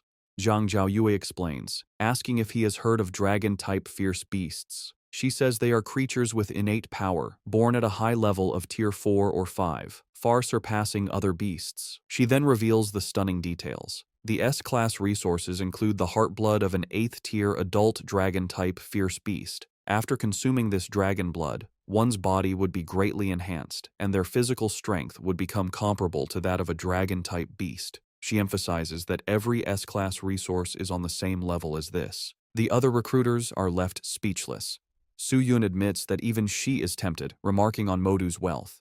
Wu Yuan, flustered, points out that S-class resources are usually reserved for top students, and offering them to a freshman is unheard of. They both realize they can no longer compete. With all offers on the table, the 3 recruiters stand before Xu Jingming, telling him it is time to make his decision. With a confident, determined smile, Xu Jingming gives his answer without hesitation, declaring that he chooses Modu Superpower University. With his choice made, Xu Jingming explains he chose Modu Superpower University not just for their great offer, but because its combat training is the best in the University Alliance, with many founders coming from Modu. He then bows to Su Yun and Wu Yuan, thanking them for their offer. They both look disappointed. Pleased with his decision, director Zhang Zhaoyue creates a glowing admission letter and gives it to Xu Jingming, welcoming him. She tells him that while new students enroll on September 1st as a special recruit, he can register early and will be given a place to stay. Eager to start, Xu Jingming asks if he can access the library's superpower training methods and combat techniques ahead of time. Zhang Zhaoyu agrees without hesitation, adding that the school can provide him with a private study room. She hands him her contact card, telling him to get in touch when he arrives in Magic City. Holding his admission letter, Xu Jingming looks at the smiling director and says he can't wait to go and register. Sometime later, Xu Jingming stands at a train station with his luggage, looking excited as an announcement calls for passengers of the G91 train to Magic City to begin boarding. At the station, his aunt Xu Qingwan is emotional, wiping away tears as her husband Tang Daolin comforts her. He proudly says that their child has grown up and that when Xiaoming leaves, he is going to soar. As Tang Xi looks on, her father reminds her it is time to start filling out her university choices. He suggests that since her cousin is going to Magic City Superpower University, she should also try to choose a university there. Xu Qingwan agrees, adding it would be good for them to look out for each other. A flustered Tang Xi quietly agrees. On the train, with 6 hours left, Xu Jingming is already studying. He thinks to himself that the most important reward from the exam is the Universal C training method. Like superpowers, training methods also have different ratings: beginner, intermediate, advanced, and top tier. A graph shows that the higher the level of the method, the faster the training speed and the greater the power gained. While on the train, Xu Jingming focuses on studying the Universal C training method. He identifies it as an intermediate level technique and notes that with his spiritual power of 180, it took him half a day to memorize it. He recalls that by following the method, he was able to sense the special energy in the world on his first day of practice.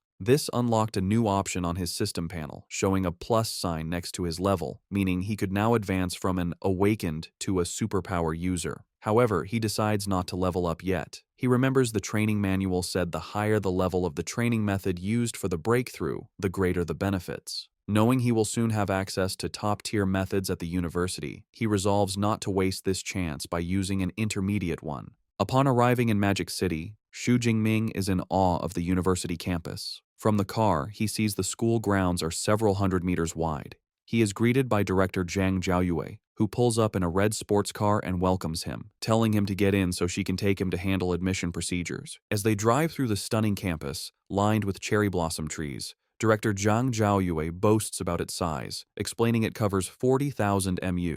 She adds that even visiting students can't tour the entire campus in one day. Xu Jingming is impressed, remarking that seeing it is better than hearing about it. After a quick registration, Director Zhang Zhaoyue hands him his new student ID, an all-in-one card he can use to access the dorms. As they approach his new accommodation, Xu Jingming thinks about his past life, where he saw dorms from 4-person rooms to 3-bedroom apartments. However, nothing prepared him for what he sees next. He stares in shock at his new dormitory, a magnificent, luxurious villa. Director Zhang Zhaoyue explains that every student at Modu lives in a villa, with the luxury determined by their scores. As the provincial top scorer, Xu Jingming gets the most luxurious model, with an area of over 800 square meters. She informs him the villa is for 2 people, with an upper and lower floor, so he and his future roommate will each have an entire floor. Xu Jingming thinks that having a roommate isn't bad and is better than being alone. He reflects on his life as an orphan and admits he still prefers the warm feeling of a communal 4-person dorm as he follows the director up the steps. Inside the villa, Director Zhang Zhaoyue sits down with Xu Jingming and informs him that she will now explain a few important things about the university. She highlights 2 main points, the credit system and the mentor system. She begins by explaining that at Modu, credits are everything. They are used for all transactions, from buying meals to powerful equipment. She clarifies that 1 credit is roughly equivalent to 10,000 Daxia currency. Director Zhang Zhaoyue explains there are many ways to get credits, one of which is a fixed amount given each year based on a student's rating. As an S-class student, Xu Jingming gets 100 credits for the year. To show him, she summons a small, spherical robot, calling out, "Eva." The device floats and projects a message, confirming Xu Jingming's credit balance is 100. The director introduces the robot as Eva, the AI equipped in every dorm. She explains Eva's main body is the school's central AI, and the dorm units are subunits. However, she notes that even a subunit is a level 4 AI, capable of assisting with daily life. Xu Jingming is stunned, realizing the AI technology on Blue Star is far more advanced than in his previous life. With the first point covered, Director Zhang Zhaoyue moves on to the mentor system. She explains every student can choose a mentor they admire and ask for guidance, though the mentor must agree. Xu Jingming is intrigued, questioning if he can get one-on-one guidance as a freshman. She confirms this, adding that all mentors at the university are high-level, superpowered individuals. Most have their own original combat techniques and training methods, which they do not pass on to outsiders. These secret techniques can only be learned after becoming their official disciple. Given Xu Jingming's abilities, she informs him the university has 4 mentors who specialize in the lightning element. Her top recommendation is Yang Zhentian, the dean of the Weaponry Academy. At her command, Eva projects a profile of the dean. It reveals Yang Zhentian is a 52-year-old, Tier 7 high-rank superpowered individual with an A-rank lightning superpower. He is a master of various weapons, especially the spear, earning him the title Thunder Spear. The profile also notes he once fought an 8th-tier demonic whale for 3 days and nights before killing it alone. The director also provides information on the other 3 potential mentors, but tells Xu Jingming the final choice is his. After reviewing the options, a confident smile spreads across Xu Jingming's face. He notes Dean Yang Zhentian is not only a lightning user, but also a spear specialist, concluding he is the best choice for his mentor. Having made his choice, Xu Jingming heads to the mentor's residential area, a serene compound of traditional buildings in a lush forest. As he arrives at the grand gate of Dean Yang Zhentian's residence, he thinks that a mentor's home is far more high class than the student villas. Before he can proceed, a young man with brown hair, leaning against a stone lion, asks if Xu Jingming is also there to seek mentorship. The young man looks surprised when he realizes Xu Jingming is still an awakened, guessing he must be a specially recruited student. After Xu Jingming confirms this, the other student remarks that in previous years, special recruits were typically mid to high-rank Tier 1 individuals. The student introduces himself as Tan Mingyang, a junior from the Weaponry Academy. Xu Jingming introduces himself as a freshman who just registered. Tan seems impressed, commenting that Xu Jingming is quick to seek mentorship. He explains that most freshmen only learn about this after the freshman competition, which interests Xu Jingming. Tan explains that the freshman competition is a university tradition held a few days after registration. All teachers watch, and students who perform well are sought after by academies, with some even being chosen directly by mentors. He clarifies that while it's not impossible for a special recruit like Xu Jingming to seek mentorship early, trying to become the dean's disciple right after enrolling is as difficult as winning the lottery. Xu Jingming politely thanks him for the explanation and asks if Tan is also there to seek mentorship from Teacher Yang. With a sigh, Tan confirms this, revealing he has made several trips over the past 6 months but has always been turned away. He was about to give up, but decided to try one last time. Just as he finishes speaking, the large doors open, and a middle-aged man, likely a butler, appears, startling Tan. The butler's expression softens as he greets them and informs them that Teacher Yang is waiting inside, inviting them to follow him.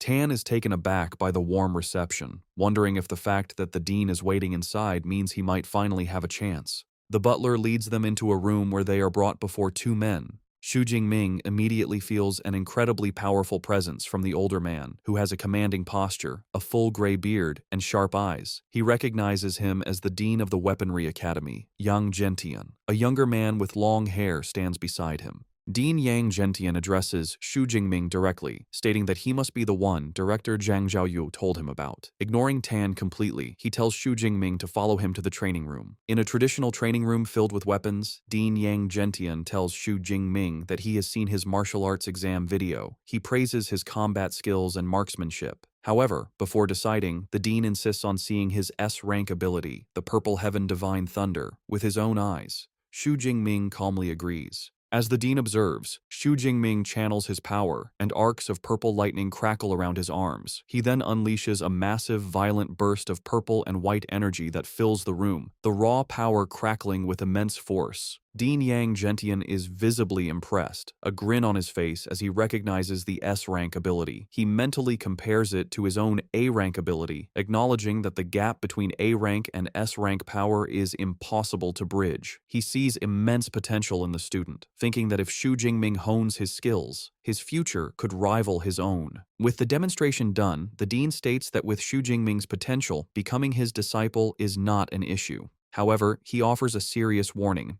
He explains that he has made many friends and enemies. He cannot guarantee his enemies won't target his disciples, and asks if Xu Jingming is still willing to accept him as a master, knowing the risks. Without hesitation, Xu Jingming drops to his knees in a formal sign of respect. With a wide, determined grin, he declares that he is willing. He passionately explains that he admires high-level ability users who have grown strong through bloody struggles. He believes the number of enemies his teacher has defeated is proof of his immense combat ability. Pleased with this answer, Dean Yang Gentian laughs heartily and formally accepts him. He declares that from this day forward, Xu Jingming is his 32nd disciple and his very first S-rank disciple. Telling him to rise, the dean presents Xu Jingming with his first gifts, a top-tier ability training method called Extreme Ability Training Method, and a body-tempering combat technique called Thunder Indestructible Body, both of which he created. Xu Jingming is stunned by the value of the gifts, realizing a body-tempering combat technique that can strengthen his body is far more precious than an ordinary one.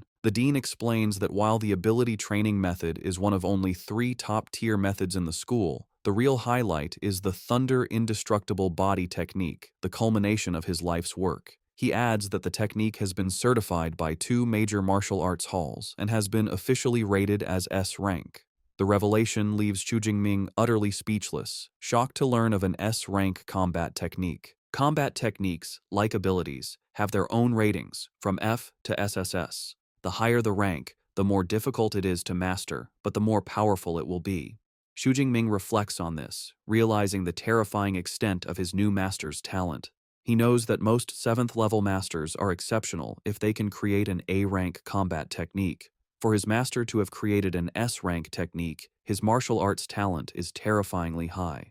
Dean Yang Gentian provides more details about his S-rank technique. He explains that the Thunder Indestructible Body is only for lightning element users and has 13 levels. With each level, the user's body undergoes a transformation. However, he clarifies a crucial requirement. To begin cultivating it, one must first advance from an awakened to a true ability user. He then gives Xu Jingming his first task. He instructs him to use the Extreme Ability Training method to achieve his breakthrough.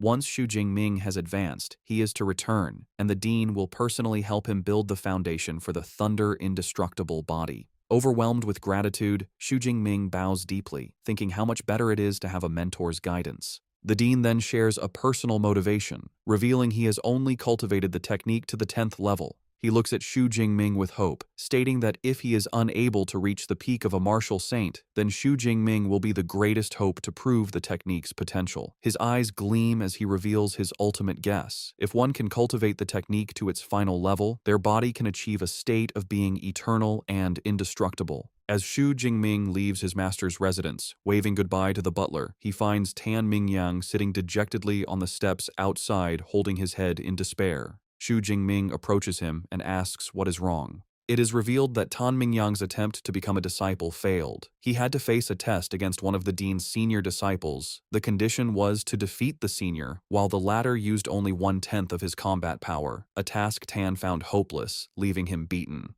Now sitting on the steps, Tan looks up at Xu Jingming, assuming he also failed. He remarks that getting into Dean Yang's tutelage isn't easy and asks if Xu Jingming needs him to pass on some experience from his failures. Unfazed, Xu Jingming calmly declines, simply stating that he has already passed. The words hit Tan Mingyang like a physical blow. His bruised face contorts in utter disbelief. He exclaims that he has never heard of a Dean-level mentor accepting a disciple before the annual freshman competition. As Xu Jingming calmly walks away, a bewildered Tan Mingyang stares after him, trying to understand what just happened. With a new objective, Xu Jingming returns to his dormitory's training room. Sitting cross-legged, he begins to cultivate using the Extreme Ability Training method from his new master. As he meditates, he is amazed by the effectiveness of the top-tier technique, noting the amount of energy he can sense is far greater than with the intermediate-level method. A confident smirk appears on his face. Knowing he has already mastered the principles, he decides there is no need to practice it step by step.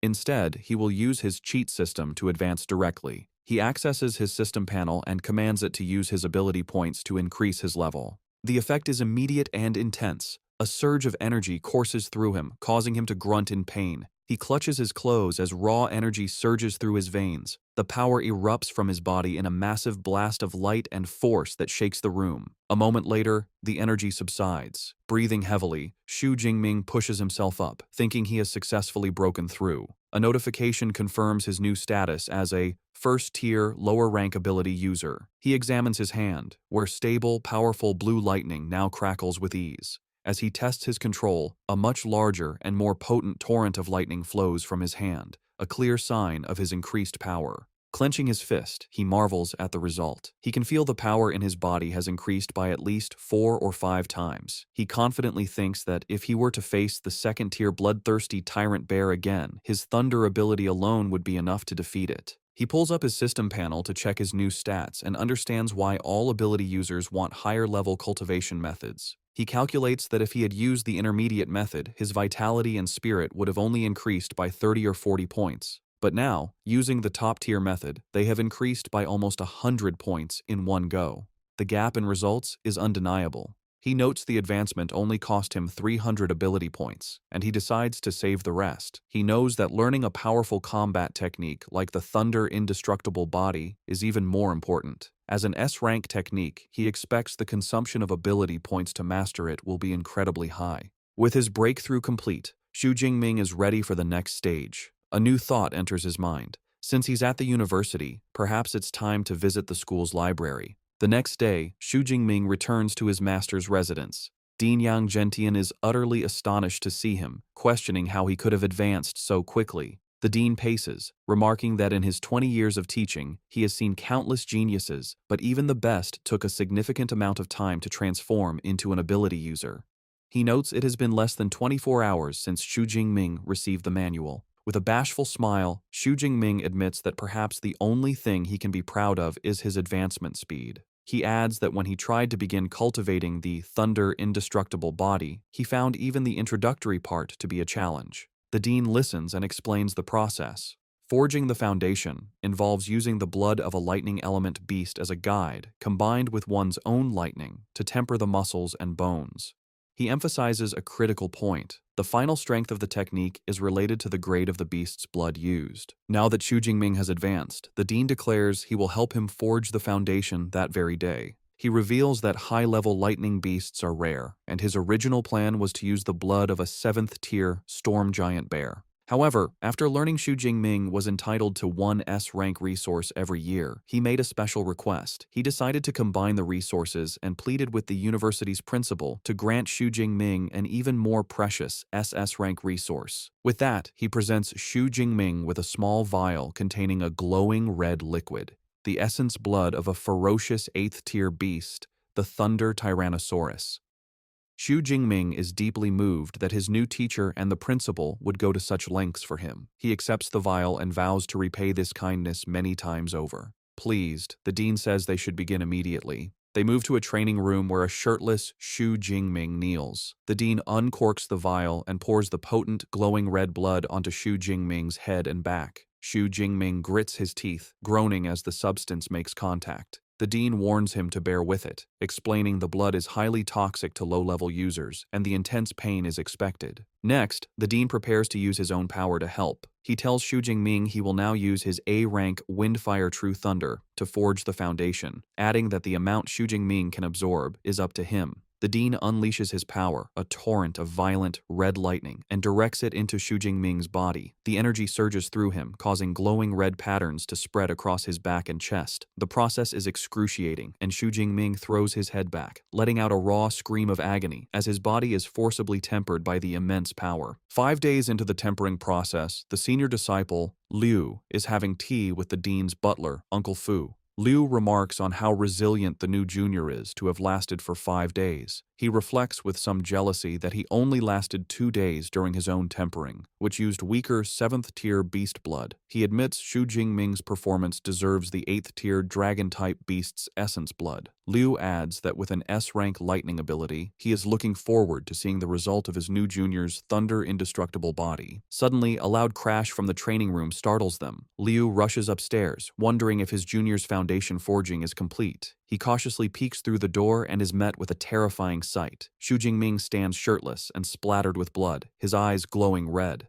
A chaotic aura of dark energy and blue lightning surrounds him, and he appears to have lost control, looking more like a beast than a human. Liu is frozen in fear, sensing a threatening aura from Xu Jingming like that of a top-tier ferocious beast, which makes him shudder. Lost in this primal state, Xu Jingming sees Liu in the doorway and lunges forward to attack. However, before he can strike, the commanding voice of Dean Yang Gentian roars, shouting for Jingming to wake up. The dean's shout breaks through the bloodlust, and Xu Jingming halts his attack just inches from his senior. Covered in sweat, a dazed Xu Jingming asks his teacher what happened and why he felt an overwhelming urge to destroy things. The dean explains that the essence blood of the Thunder Tyrannosaurus likely influenced his mind. He points out that the beast is famous for its ferocity, and because Xu Jingming's absorption rate and compatibility were so high, he experienced this dangerous side effect. The dean reassures him, telling him not to worry. As long as he avoids intense emotional changes, he will be fine, and the side effects will gradually disappear as his strength increases.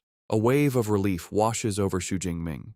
He looks down at his hands, expressing his fear of being controlled by his emotions. With the crisis averted, Dean Yang Gentian's tone changes to delight. He tells a confused Xu Jingming to cheer up, announcing the forging was a perfect success with an incredible 98% absorption rate. He proudly explains that among the disciples who have cultivated the Thunder Indestructible Body, the highest rate ever recorded was only 92%. With this, Xu Jingming has broken a long-standing record. His senior disciple, Liu, approaches with a congratulatory smile. He tells his new junior that with the foundation successfully forged, his future in martial arts is now smooth sailing. The dean formally introduces him as senior disciple Liu Ming, an ability user at the peak of the 3rd tier, and tells Xu Jingming to ask Liu for help with any future cultivation questions. Xu Jingming greets his senior, who promptly pulls out his phone. Liu explains that since he didn't prepare a gift, he will transfer some credits instead. Xu Jingming is shocked when a notification on his phone says he received 200 credits, exclaiming that it's too much. He quickly calculates the gift is worth 2 million Great Sha coins. The dean dismisses his concern, stating that 200 credits is not a large sum for Liu and that it is a senior's duty to care for his juniors. He adds that when Xu Jingming has his own juniors, he will also need to prepare gifts, a lesson Xu Jingming humbly accepts. With the training complete, the dean tells Xu Jingming that after 5 days without food or water, he should go back and rest. He gives him his next instructions. Come back the following morning to learn fist and spear techniques with Senior Liu.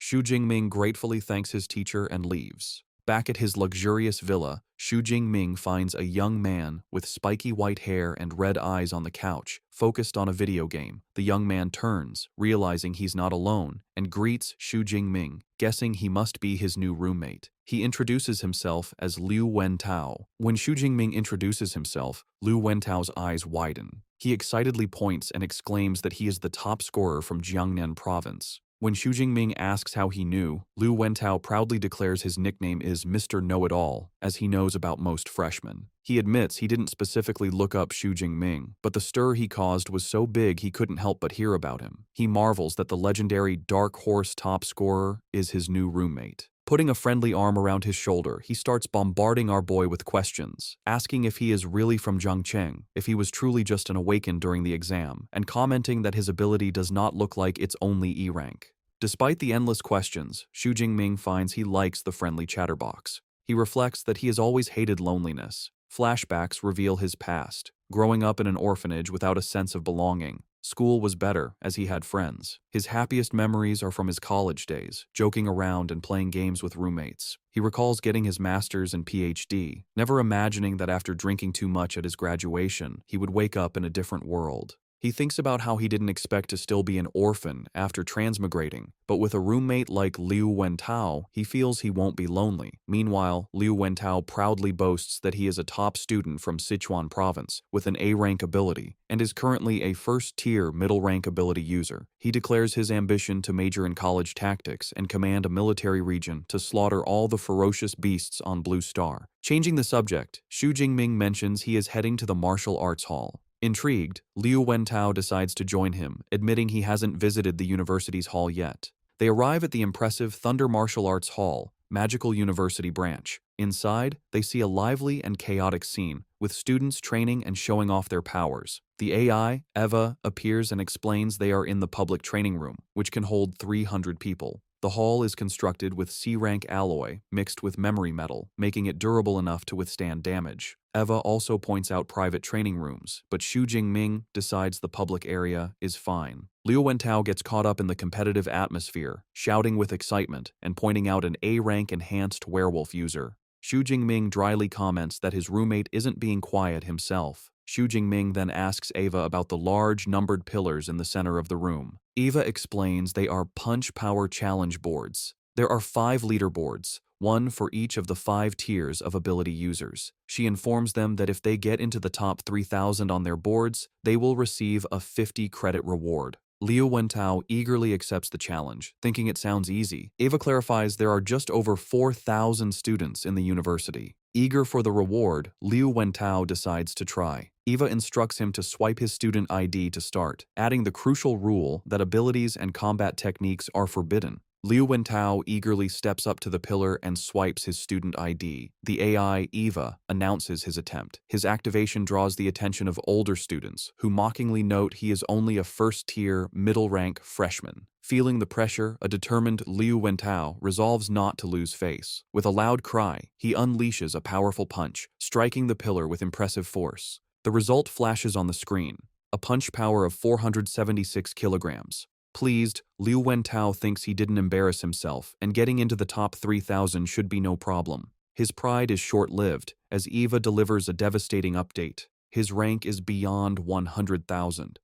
Liu Wentao is left in shock, screaming in disbelief and questioning how this is possible with only about 4,000 students at the university. Ava coldly clarifies the leaderboard tallies the scores of all students since the university's founding 100 years ago. The humiliating realization dawns on Liu Wentao. The crowd was waiting to see him make a fool of himself. The older students erupt in laughter, with one remarking how hilarious it is. As his roommate wallows in embarrassment, Xu Jingming offers some consolation, reminding him that as a spiritual element user, physical punch power isn't his strength. A grateful Liu Wentao encourages Xu Jingming to try, certain he will be stronger. Xu Jingming agrees, admitting he wanted to test his strength anyway. He swipes his ID and Eva announces his challenge. The crowd's attention shifts to him, but they are even more dismissive, noting he seems weaker at a first-tier, lower rank. They doubt his punch power will even reach 400 kilograms. However, one onlooker finds the name Xu Jingming strangely familiar. Meanwhile, Xu Jingming is confident. He reflects on his recent progress, advancing to a first-tier ability user and tempering his body for 5 days and nights to forge his new technique's foundation. A quick check of his system panel confirms his new stats, including an enhanced physique and the Thunder Indestructible Body First skill. He clenches his fist, eager to see what level his punch power has reached. With a surge of power, he throws a punch, and the impact creates a powerful shockwave that ripples through the air. The powerful shockwave from Xu Jingming's punch ripples through the air, stunning the crowd in the martial arts hall. A digital screen shows the incredible result, a fist power of 4,589 kilograms. This score not only puts him first on the leaderboard, but also shatters the long-standing record for first-tier ability users. The older students who had been mocking him are left in disbelief. One exclaims the record has been broken, while another questions how a lower-rank first-tier user could have such immense power. A third student grimly points out that a punch with that force could turn him into meat paste, finding it impossible to believe this is a freshman. 2 female students in the crowd are equally astonished. One comments that the top 1,000 on the leaderboard are figures who lead the era, wondering how exceptional the new number 1 must be. Her friend adds the record had stood for over 10 years and feels she must record the historic moment. His roommate, Liu Wentao, is ecstatic, grabbing Xu Jingming and declaring he is truly his brother and will follow him from now on. A smiling Xu Jingming modestly tells him not to exaggerate. Looking at his fist, Xu Jingming inwardly reflects, pleased with the outcome. He concludes the Thunder Tyrannosaurus's essence blood is highly compatible with him, and the improvement in his strength was immediate. The AI, Eva, floats nearby and formally congratulates Xu Jingming for breaking the record, announcing a 400 credit reward has been issued to his account. A curious Xu Jingming asks if he can earn more credits by breaking the record again. Eva clarifies the reward is only for the first time, but he can challenge the other level pillars for new rewards. Xu Jingming looks up at the other 4 pillars for 2nd to 5th tier users and decides he will break those records later. Meanwhile, his roommate has become a hype man as a group of impressed female students gather around Liu Wentao, who points out his amazing roommate. The girls quickly swarm a bewildered Xu Jingming, with some offering to teach him how to use equipment and others trying to recruit him for their club. Overwhelmed, Xu Jingming is pulled away by Liu Wentao, who suggests they escape to a private training room. Elsewhere, at his master's residence, Dean Yang Gentian is enjoying tea. His senior disciple, Liu Ming, shows him his phone, reporting that his junior brother Xu is a hot topic on the campus forums. Dean Yang Gentian marvels at our boy's exaggerated physical strength, questioning why he ran off to break records instead of resting. Liu Ming then reflects on his own past. He recalls when he was a high-rank first-tier user and had just mastered the first layer of the Thunder Indestructible Body. His fist power was only a little over 3,500 kilograms. He concludes with awe that his new junior brother is much more than just a little stronger than he was. In a luxurious apartment, a young man with dark hair and a brown jacket stares at his phone. Suddenly, he erupts in rage, slamming his hand on the marble countertop. The glass beside him shatters as his hand is covered in orange flames and blue lightning. He fumes, cursing that Xu Jingming has also come to Magic Capital. Clenching his fiery fist, his face contorts with anger. He thinks about how Xu Jingming's success made him miss his chance to be the top scorer of Jiangnan province, turning him into a laughingstock in his home city. He fiercely vows that this time, he will take back all the honor he believes is his. Meanwhile, back in his university's training room, Xu Jingming sits calmly, holding a small knife. He reflects on the effects of his new Thunder Indestructible Body technique, marveling that even after 5 grueling days of tempering without food or rest, he is still full of energy. To test his new durability, he lightly drags the sharp blade across his hand. The knife makes a metallic sound but fails to break the skin, leaving only a faint white mark. He is impressed, realizing his body's defense is now like E-grade alloy, making him invulnerable to ordinary blades. He concludes it is truly a worthy S-grade body refinement technique. Just then, his roommate Liu Wentao bursts in, calling his name excitedly. He informs Xu Jingming that the news of him breaking the record has caused an explosion on the campus forum. He adds that countless students are posting replies, saying they want to challenge him. Far from being annoyed, a competitive smirk plays on Xu Jingming's lips. He remarks to himself that the martial spirit at Magic University is indeed quite strong. Seeing the challenges, a protective Liu Wentao holds up his phone and angrily offers to help his roommate by crushing the self-overestimating guys online. Xu Jingming calmly pushes his roommate's arm down, telling him to forget it and not waste his time. He explains he has more important things to do, as he is heading to the Battle Technique Library, and tells Liu Wentao to head back to the dorm. Xu Jingming arrives at the massive and modern Battle Technique Library. As he approaches the entrance, he holds his hand out to a scanner, and a complex, glowing orange security circle appears, confirming the building's advanced protection. He is amazed by the security, recalling a rumor the library is personally guarded by the university's vice principal, a legendary 9th-tier superpower user. He realizes that with such a powerful figure watching over it, even the strongest martial saints couldn't steal the treasures inside. After swiping his student ID card, he passes through the gate, and the security circle scans him one last time before letting him in. Inside the grand hall, he is greeted by a trio of female librarians. The one in the center warmly welcomes him by name, addressing him as S-grade student Xu Jingming and asking how they can help. Surprised they know him, Xu Jingming asks how they knew his name. The librarian politely explains that students with S-grade authority, like him, are special and have access to all battle techniques. Their system automatically notified them when he scanned his ID. The librarian's thoughts reveal her true motivation. She understands that S-grade authority means his future is destined to be at least that of a Grandmaster-level user. She makes a mental note to befriend him. Xu Jingming tells the librarian he is interested in lightning element superpower battle techniques and asks which floor he should go to. The librarian informs him that techniques of B grade and below are on the 2nd and 3rd floors, but the more precious ones are in a special reading room on the 4th floor. She adds that he can get in by swiping his card. She then personally leads him to the 4th floor, into an elegant private reading room. Inside, a small floating AI device hovers over a table. The AI explains that once he selects techniques online, the original secret manuals will be delivered to him. She kindly warns him to be careful when handling them. Left alone, Xu Jingming commands the AI to display all lightning element battle techniques of B grade and above. In response, the AI projects dozens of blue holographic screens that fill the room, each showing a different technique. As he looks through the selection, 2 techniques catch his eye. The first is an SSS grade technique called 10,000 Prisons Heavenly Thunder Guidance, which creates a massive thunderstorm domain. However, it is restricted to users who are at least 5th tier. The second is an SS grade technique named Wrath of the Thunder God, which summons powerful thunder. This one is also restricted, requiring a user to be at least 4th tier. Xu Jingming is in awe of the quality of the techniques, seeing SS grade and even SSS grade options. He marvels at how rich the university's collection of secret manuals is, and wonders if he can view them for free. His excitement fades as he realizes the cultivation of these powerful techniques has strict requirements. With his current status, he can only learn A-grade battle techniques for now. He sees countless A-grade options, noting that choosing would be incredibly difficult without his teacher's guidance. Fortunately, he came prepared. He pulls out a recommendation list from his master, Dean Yang Zhentian, which saves him time. Using the list, he interacts with the holographic displays, pointing out his desired techniques. He makes his final decision, choosing 4 specific A-grade techniques.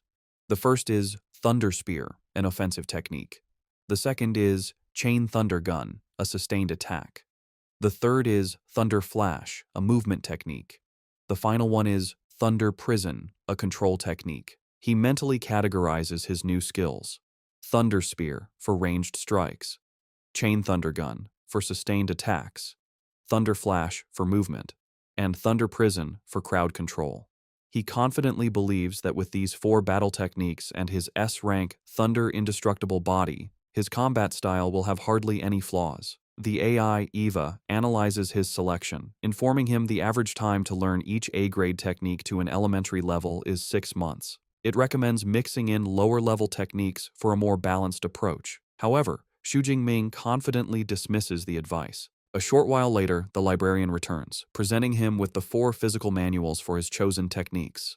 As he reaches for them, Xu Jingming marvels at how luxurious they are. He reflects on their market value, knowing even C-grade secret manuals cost millions, making these 4 priceless A-grade originals an incredible treasure. As he opens the first manual, a golden light shines from its pages. He is struck by the profound artistic conception and powerful aura, realizing it is an experience a copy could never reproduce. He settles down and begins to study the manuals intently.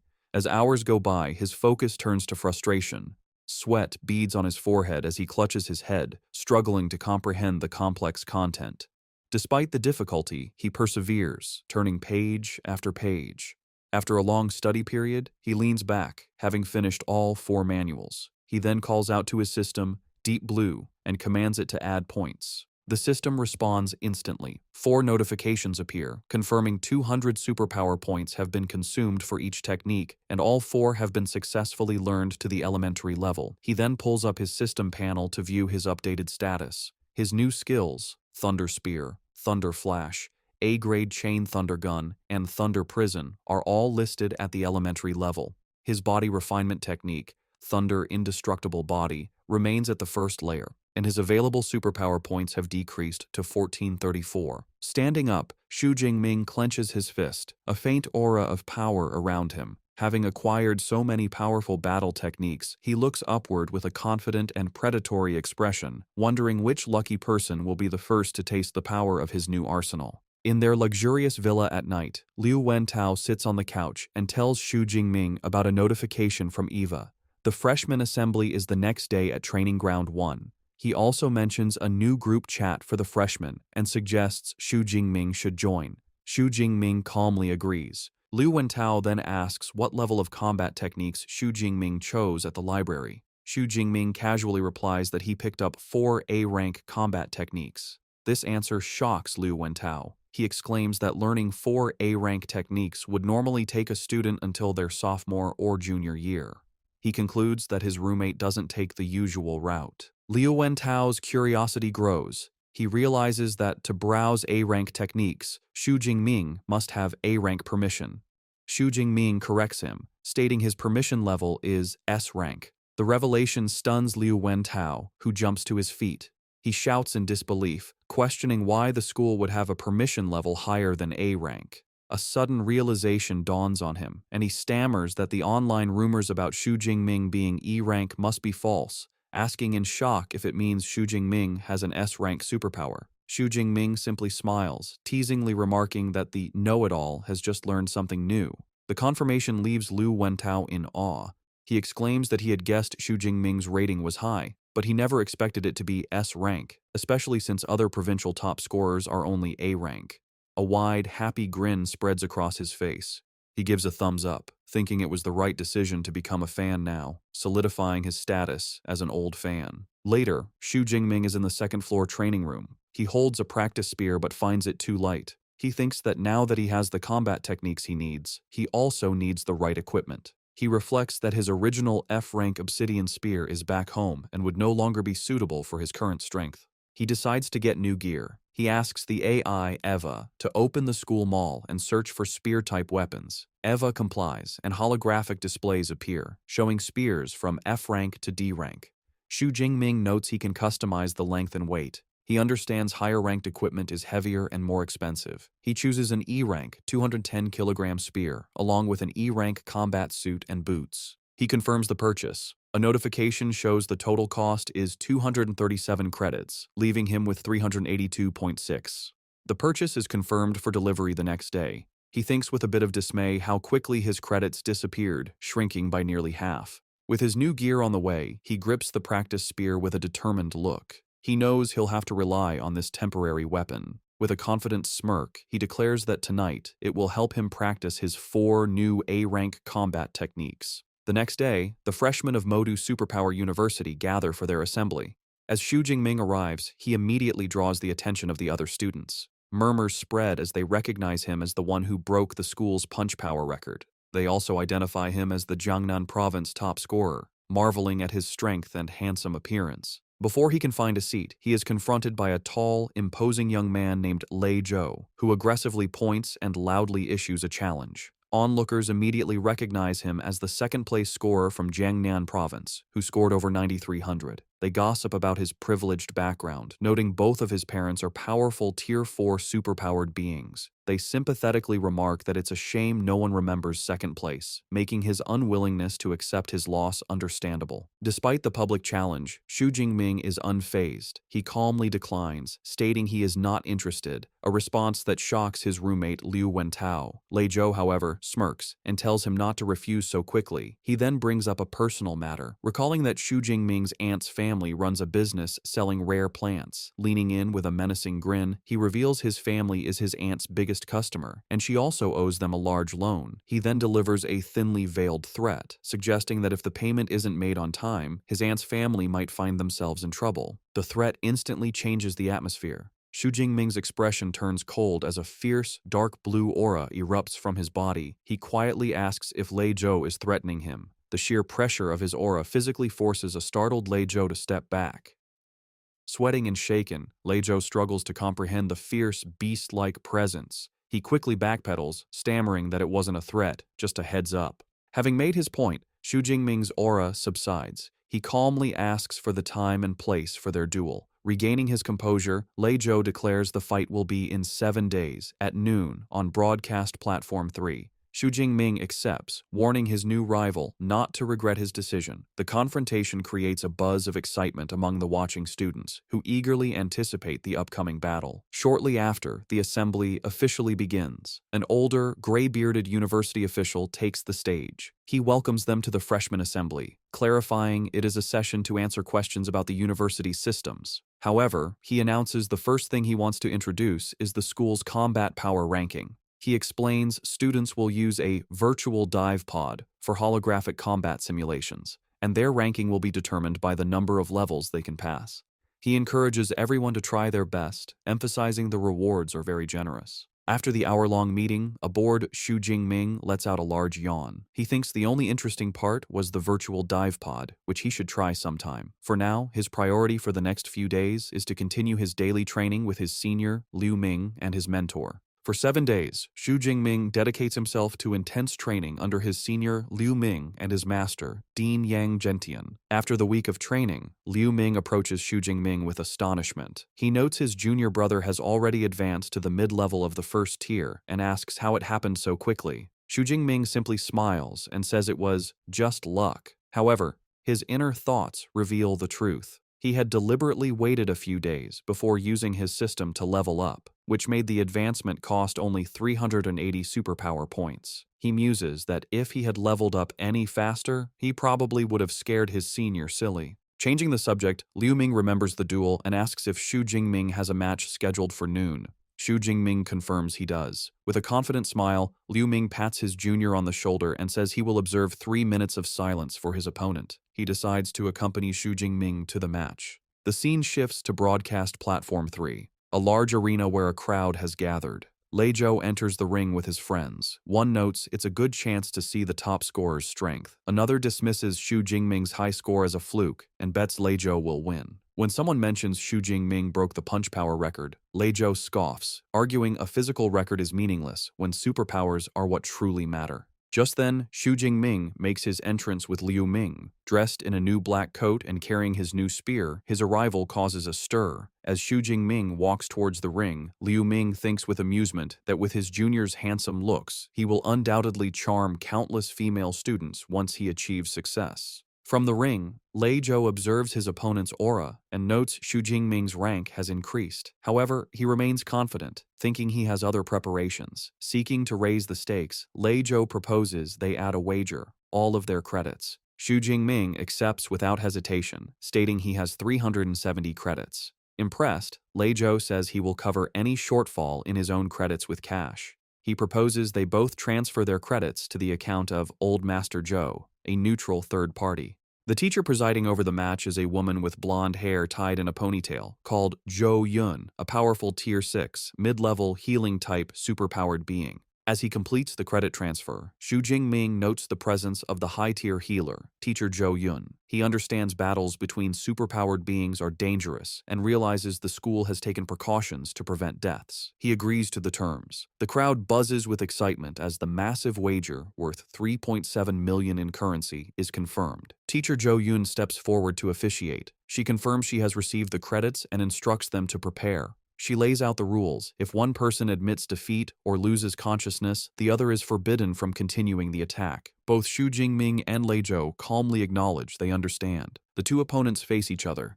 Xu Jingming stands ready with his spear, while Lei Zhou draws his sword. With grim determination, Lei Zhou unleashes his A-rank fire ability, Dense Pine Industry Fire. A vortex of intense orange flames erupts around him as he declares he will take back all the honor Xu Jingming made him lose. The power of his ability impresses the crowd, who marvel at the terrifying force of an A-rank fire superpower. Wreathed in flames, Lei Zhou charges forward. He leaps and brings his sword down in a powerful, raging flame slash. In response, Xu Jingming simply stands his ground and swings his spear in a basic upward arc. To everyone's astonishment, his simple block completely neutralizes the flaming sword strike. The audience is stunned. They can't believe Xu Jingming didn't use a combat technique and still blocked such a powerful move. They exclaim in shock that a normal attack just broke a big special move. Lei Zhou himself is left speechless, gritting his teeth in disbelief. With his opponent's attack nullified, Xu Jingming looks at him with cold indifference. Purple lightning begins to crackle around him as he tells Lei Zhou that nothing is impossible. The only reason it seems so is because Lei Zhou is simply too weak. Before his rival can react, Xu Jingming launches a devastating counterattack. Surrounded by a torrent of purple lightning, he lunges forward and strikes Lei Zhou squarely in the chest, sending him flying backward. The purple lightning from Xu Jingming's attack courses through Lei Zhou's body, making him cry out in agony. The force of the blow sends his sword flying amidst a spray of blood as he is thrown backward. He lands hard on the floor of the ring, slumping over in defeat as smoke rises from his body. The crowd is stunned by the swift and decisive outcome. Lei Zhou's supporters are in disbelief, with one exclaiming that the fight is over after only 2 moves from Xu Jingming. Another angrily questions the claim that Lei Zhou was stronger now that he's been instantly defeated. The onlookers agree that Xu Jingming's strength is on a completely different level from the other freshmen. Watching from the sidelines, Liu Ming looks completely unimpressed. He thinks to himself that the match was too boring and didn't even make his junior brother use 1/10 of his real power. Back in the ring, Teacher Jo Yun begins to announce the winner. However, a wounded Lei Zhou struggles to his feet, calling out to her. He grits his teeth, insisting he is not lost, and the match is not over. In a desperate move, he pulls out a small, red pill. Teacher Jo Yun immediately recognizes it, shouting in alarm and identifying it as a rampaging blood pill. She warns him against taking it, telling him this is just a match and not worth risking his life. The audience also recognizes the dangerous item. They murmur that while the pill can boost a user's strength several times over for a short period, it has severe side effects that could leave him bedridden for months. They question if the risk is worth it. With a major university competition only a month away,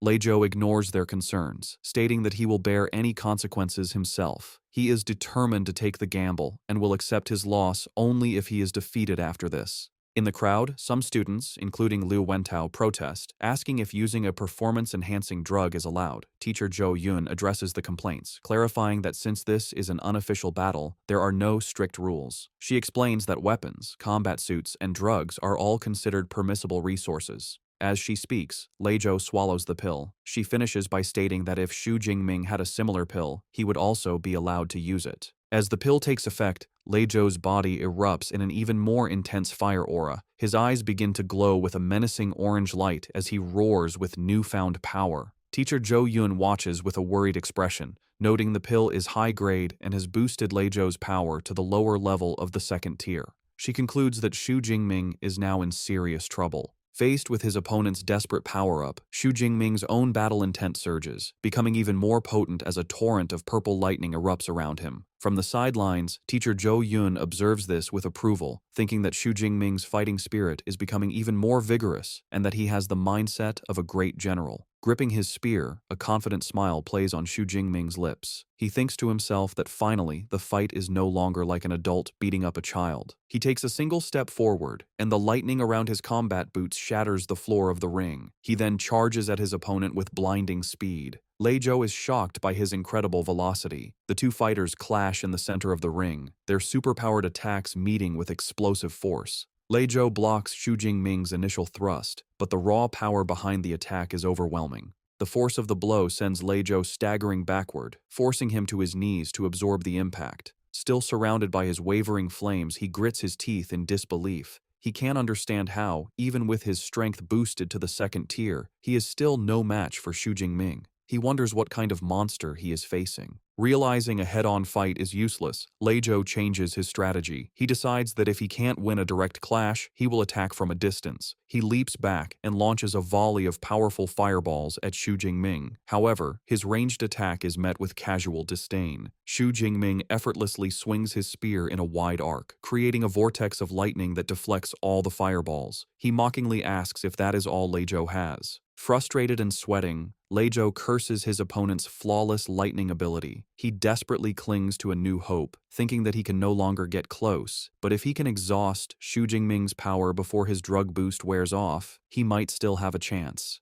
But Xu Jingming has no intention of letting the fight drag on. He decides to end it. He raises his hand and summons a massive amount of purple energy, condensing it into a solid spear of pure, crackling lightning. His A-rank technique, Thunder Spear. He hurls the condensed energy weapon at his opponent. The spear flies through the air and slams directly into Lei Zhou's shoulder, piercing his defenses. Stumbling back in shock and pain, clutching his wound, Lei Zhou has a horrifying realization. His opponent also has a devastating long-range attack. Before Lei Zhou can recover, Xu Jingming follows up with another technique. A powerful sphere of lightning materializes above Lei Zhou, and torrents of purple energy rain down, electrocuting him. Stunned and in pain, he looks up, wondering what new battle technique this is. With a cold expression, Xu Jingming points forward and declares the name of his A-rank control skill, Thunder Prison. A cage of crackling purple lightning forms around Lei Zhou, trapping him completely. He curses, realizing he is caught in a restriction-type technique. In a desperate move, he summons his remaining power to create a flame barrier, a swirling vortex of fire around his body. Trapped but defiant, he taunts Xu Jingming, declaring that if he can't get out, then Xu Jingming can't get in, challenging him to a battle of attrition. Xu Jingming, however, is unfazed. He looks at the fiery defense with disdain, thinking the flame barrier looks weak and wondering how many of his attacks it could withstand. Instead of a battle of wills, he leaps high into the air, easily clearing the flame barrier and positioning himself directly above his trapped opponent. While airborne, he unleashes his ultimate assault. He summons his power, and dozens of massive, glowing purple spears of pure lightning materialize in the air, all aimed at the helpless Lei Zhou. The deadly rain of lightning spears begins to descend, a technique that looks like a devastating version of his chain thunder gun. Looking up at the overwhelming attack, Lei Zhou is filled with absolute terror. He knows with certainty that if he is hit by that barrage, he will die. With his life on the line, his pride shatters, and he screams out his surrender. At the very last second, just as Lei Zhou shouts his concession, the tip of the lead lightning spear stops just inches from his eye. The rain of spears dissipates as Xu Jingming lands gracefully in the ring. In a final definitive motion, he thrusts his physical spear forward, piercing Lei Zhou's chest and leaving no doubt as to who the victor is. Xu Jingming withdraws his spear from Lei Zhou's chest, leaving him kneeling and defeated on the floor. With a commanding presence, Xu Jingming stands over his opponent as teacher Zhou Yun officially declares him the winner. The crowd is left in shock and awe. They exclaim that it was a complete and utter crushing defeat. They marvel at how Xu Jingming flawlessly chained together 4 different battle techniques in just a few seconds, a feat far beyond what any normal freshman should be capable of. 2 students discuss the power of the techniques they witnessed. One guesses they must all be at least B grade. His friend is amazed, admitting the best technique he has learned is only C grade. Watching from the sidelines, Liu Ming overhears their speculation and looks stressed. He thinks to himself that they are severely underestimating his junior brother. He knows the truth. Xu Jingming had dared to choose 4 A-grade techniques and had already mastered them to a combat-ready level. He reflects on his own experience, recalling that he had only dared to choose a single A-grade technique as a freshman, and it still took him over 4 months to learn.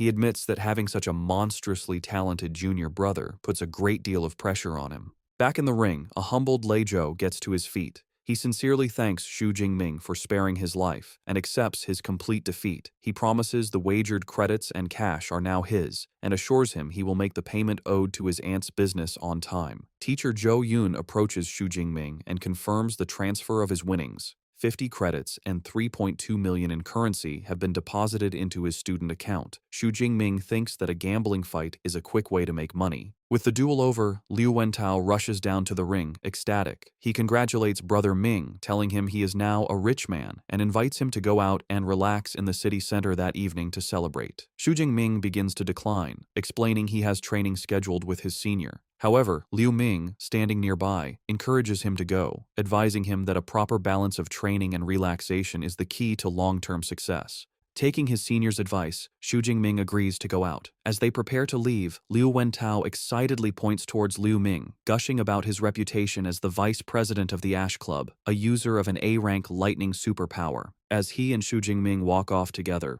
Liu Wentao comments that the famous senior is even more impressive in person. As they leave the arena, Liu Wentao tells Xu Jingming to just follow his lead, as he has arranged the entire program for the evening. A slightly suspicious Xu Jingming looks back and asks what kind of program he is talking about. Liu Wentao turns with a wide, mischievous grin and points at his friend. He reveals his grand plan, the one unmissable event of university life, a social mixer between the male and female dormitories. A table is lavishly spread with food for a social gathering. Liu Wentao approaches Xu Jingming, who is seated at the table. He excitedly tells Xu Jingming how popular he has become, explaining that he posted an invitation for a social mixer on the campus forum. Liu Wentao reveals that over 100 people registered, and he had a hard time choosing who to invite. Xu Jingming smiles and comments on his friend's dedication, asking who he finally chose. Liu Wentao playfully tells him it's a secret for now, but he will meet them soon. Just then, he spots the guests arriving and calls them over. Two young women approach. One, wearing glasses, introduces herself as Qi Dongxia, the invited guest. Her companion, a girl with dark hair, introduces herself as her roommate, Song Qiuqiu. Liu Wentao proudly introduces them to Xu Jingming, highlighting their abilities. He explains that Qi Dongxia has an A-rank beast-type ability, while Song Qiuqiu is a high-level first-tier user with an A-rank light element ability, and was also the top scorer in her province. Xu Jingming politely introduces himself. Upon hearing his name, Song Qiuqiu's expression shifts to one of surprise. She immediately asks Xu Jingming if he would be interested in a sparring match, telling him he can pick the time and place. Her friend, Qi Dongxia, calls her a battle maniac for trying to set up a fight right after meeting, reminding her they were there to socialize. Song Qiuqiu admits that her main reason for coming was the chance to spar with Xu Jingming. Xu Jingming steps in to smooth things over, inviting them to sit down. Liu Wentao clarifies that the plan is just to have fun, eat, and go shopping together. The group spends the evening at the bustling Huaihai commercial street. Song Qiuqiu looks up at the towering skyscrapers, in awe of how magnificent the city is. As they walk, Qi Dongxia admires the clothes in a window, while Xu Jingming notices the wide array of high-end equipment for superpowered individuals, including A-rank weapons.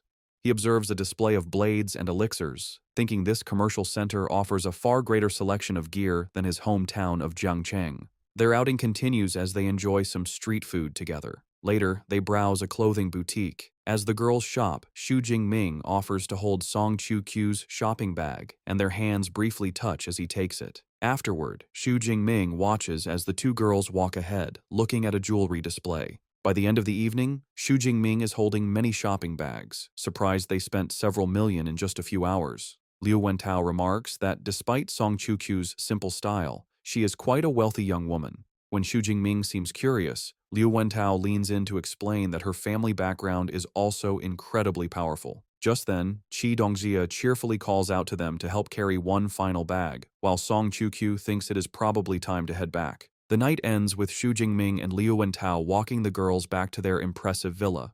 Song Qiuqiu tells the boys that they had a lot of fun. Both Xu Jingming and Liu Wentao wave goodbye as the girls head towards their home. However, before leaving, Song Chu-kyu stops and faces Xu Jingming with a serious expression. She tells him she was serious earlier and promises that one day she will formally challenge him to a sparring match. Her determined declaration surprises Xu Jingming for a moment, but he quickly recovers, a confident smile on his face as he accepts her challenge, saying he is looking forward to it. Song Chu-kyu seems pleased before turning to go inside. Once inside, Chi Dongxia begins to tease her friend. She remarks that she has never seen Song Chu-kyu show a pleasant expression to any boy since they started university, with Xu Jingming as the only exception. She happily concludes it was a great idea to bring her. Song Chu-kyu explains the reason for her usual coldness. She reveals her A-rank light element ability, lets her perceive the inner thoughts of others, so she is constantly exposed to the impure thoughts of the boys around her. However, she says Xu Jingming is different. Her ability revealed he only holds a sense of appreciation with no impure intentions. She concludes thoughtfully that he is special.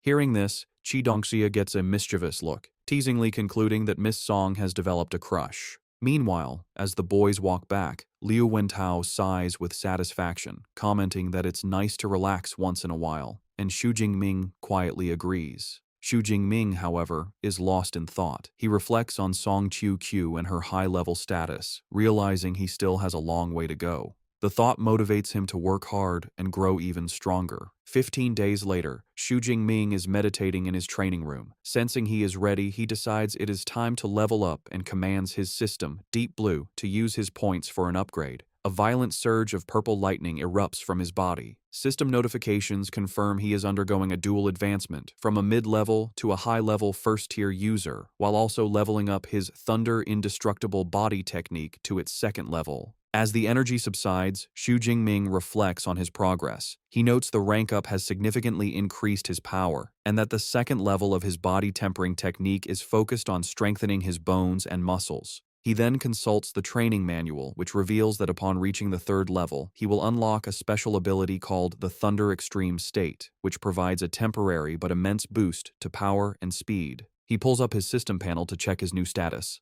While pleased, he is disappointed to see he only has 62 ability points left, not enough to reach the next level. He realizes it is time to ask his master for leave to go to the wilderness, hunt beasts, and get more ability points. Later, when Xu Jingming visits his master's residence, Dean Yang Gentian is shocked by his rapid advancement, asking if he has broken through again. Xu Jingming calmly confirms his progress from the previous night, also mentioning his body tempering technique has reached the second level. The dean is inwardly amazed, thinking his student speaks of difficult breakthroughs as if they were simple.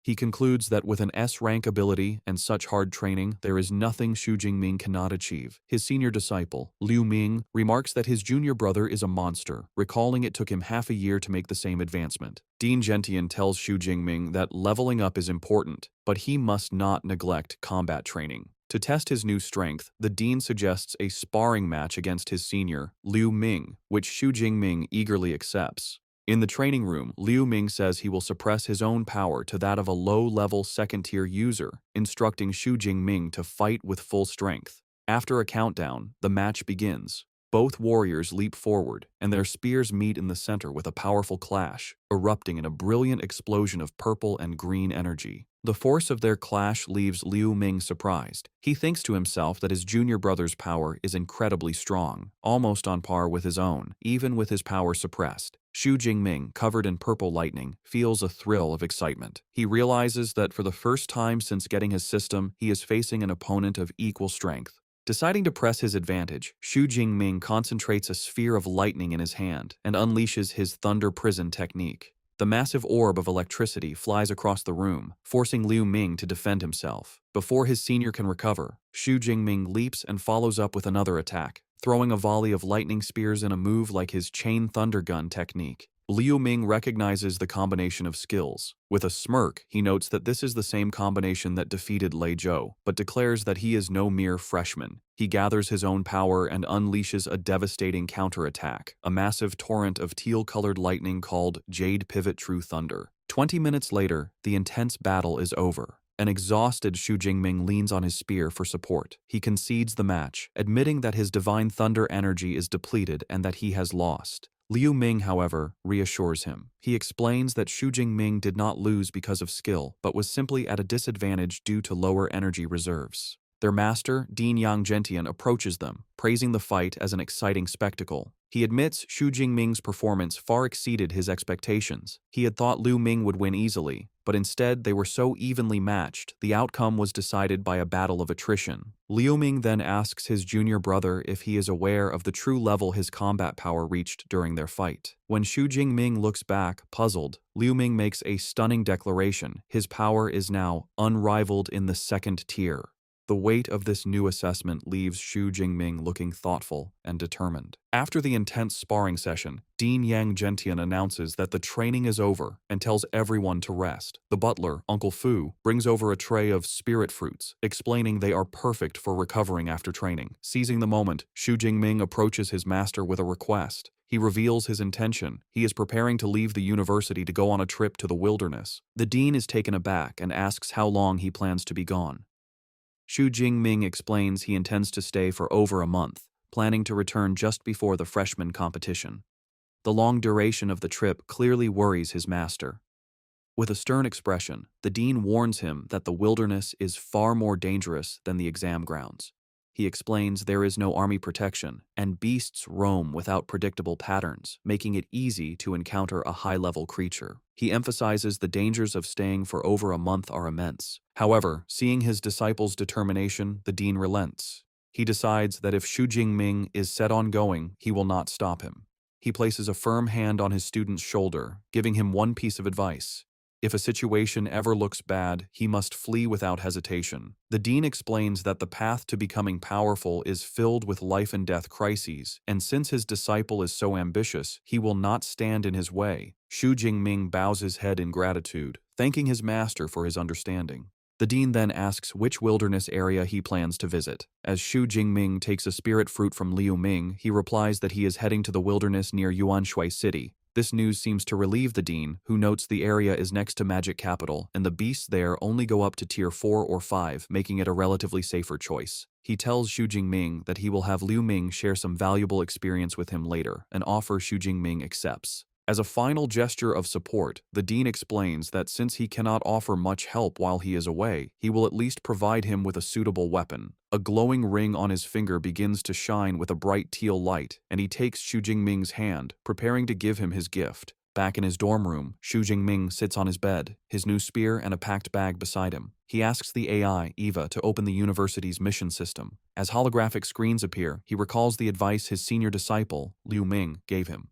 Before leaving for the wilderness, it is a good idea to accept some missions to earn extra credits. He looks through the list, noting the variety of tasks available, such as collecting beast materials, gathering rare herbs, and capturing fugitives.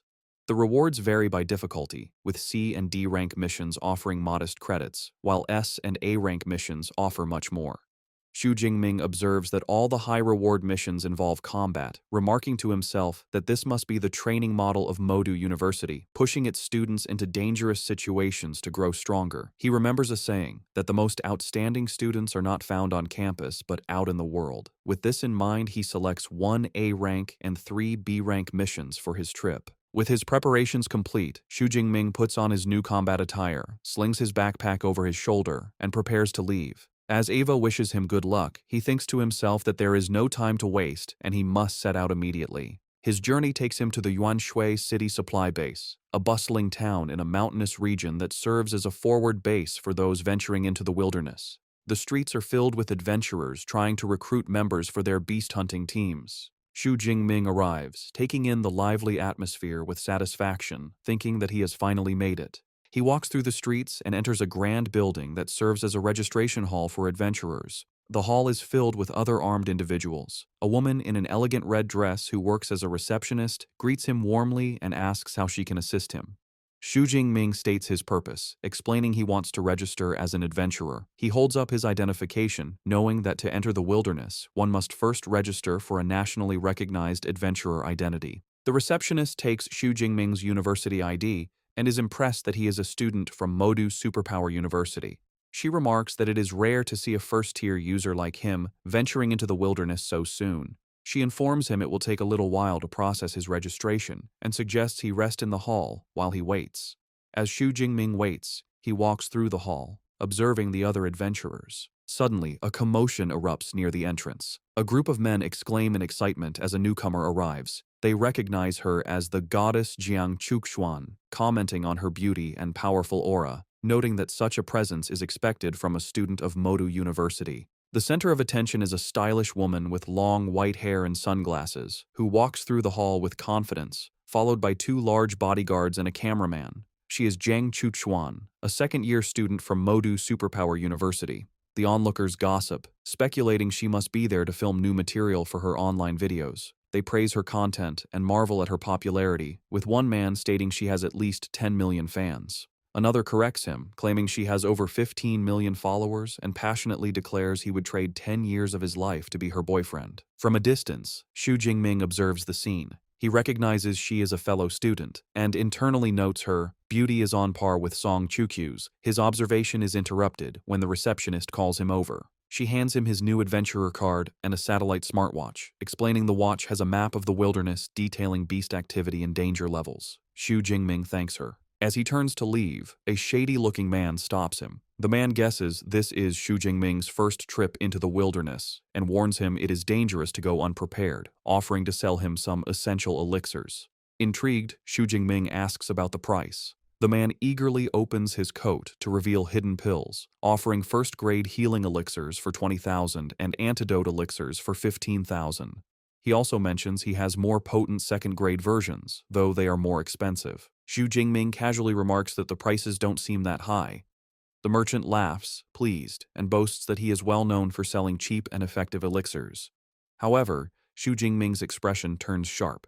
He internally notes, something is wrong. He knows a standard first-grade elixir should cost at least 30 or 40,000. The man's low prices can only mean one thing. He is a scammer targeting inexperienced newcomers. Instead of being intimidated, Xu Jingming calmly asks how many elixirs the man wants, then immediately calls out his scam, asking how many other newcomers he has cheated. The merchant, realizing he's caught, drops his friendly act. He aggressively gets in Xu Jingming's face, asking if he was toying with him from the start. Xu Jingming remains unfazed, simply asking what he thinks. The merchant's face twists into a menacing grin. He declares that Xu Jingming is the first person to dare provoke him within the supply base. However, before things can escalate, a young woman with short, dark hair intervenes, shouting at the merchant. She calls him by his name, Zhao Chunlin, and accuses him of scamming new adventurers again. The woman walks towards them. Annoyed, Zhao Chunlin mutters that Xu Jingming is lucky this time. Before leaving, he leans in and delivers a sinister threat, warning Xu Jingming not to leave the supply base for the next few days, or he will regret it. As Zhao Chunlin stalks away, the other adventurers gossip. They comment that the newcomer is in trouble for being targeted by Zhao Chunlin and that he provoked the wrong person. One adventurer notes that Zhao Chunlin is rumored to be a mid-level second-tier user, making him too powerful for a high-level first-tier user like Xu Jingming. The woman who intervened approaches Xu Jingming and warns him that Zhao Chunlin is vengeful, advising him to stay inside the base. Xu Jingming thanks her but asks why a known scammer isn't dealt with by the authorities. She explains Zhao Chunlin has powerful connections, which is why no one interferes. She advises Xu Jingming to buy his supplies from official channels and gives him one last warning not to leave. As she walks away, Xu Jingming watches her go, thinking she is a kind-hearted person. Putting the encounter out of his mind, Xu Jingming refocuses. He decides to first purchase all the supplies he will need for the month, making a mental list of healing elixirs, antidote elixirs, and other necessities. Having finished his business, Xu Jingming approaches an official counter to purchase his supplies.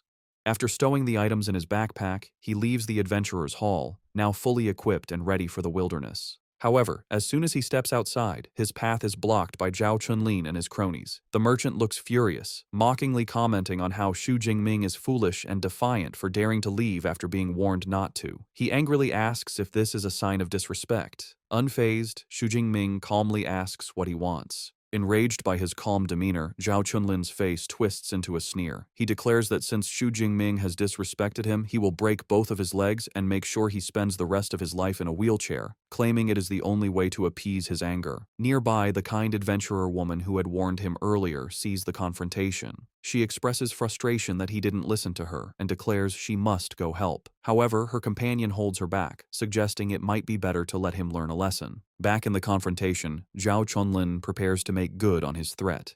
Dark energy swirls around his arm as he activates his ability.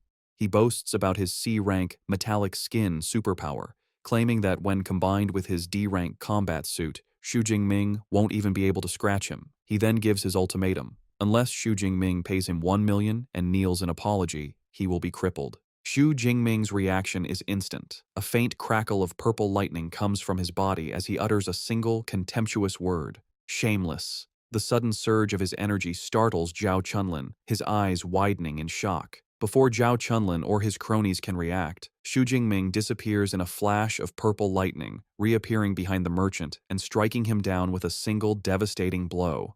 The force of Xu Jingming's single, lightning-fast attack sends Zhao Chunlin flying backward, his body battered and bloody. Zhao Chunlin is slammed with such force that he crashes through a nearby stone wall, shattering it. The onlookers, especially the kind adventurer woman and her companions, are left utterly speechless by the sudden and brutal display of power. Xu Jingming stands calmly in the now devastated courtyard, unfazed by the chaos he caused as the crowd parts around him. The onlookers are in shock, murmuring about the instant and terrifying defeat of Zhao Chunlin. One person notes they didn't even see how Xu Jingming attacked, while another remarks they were initially worried for the newcomer, never expecting him to be so strong. The consensus is clear. Zhao Chunlin picked a fight with the wrong person. The kind adventurer woman and her friend are also trying to process what they just saw. The woman admits she couldn't follow his movements either.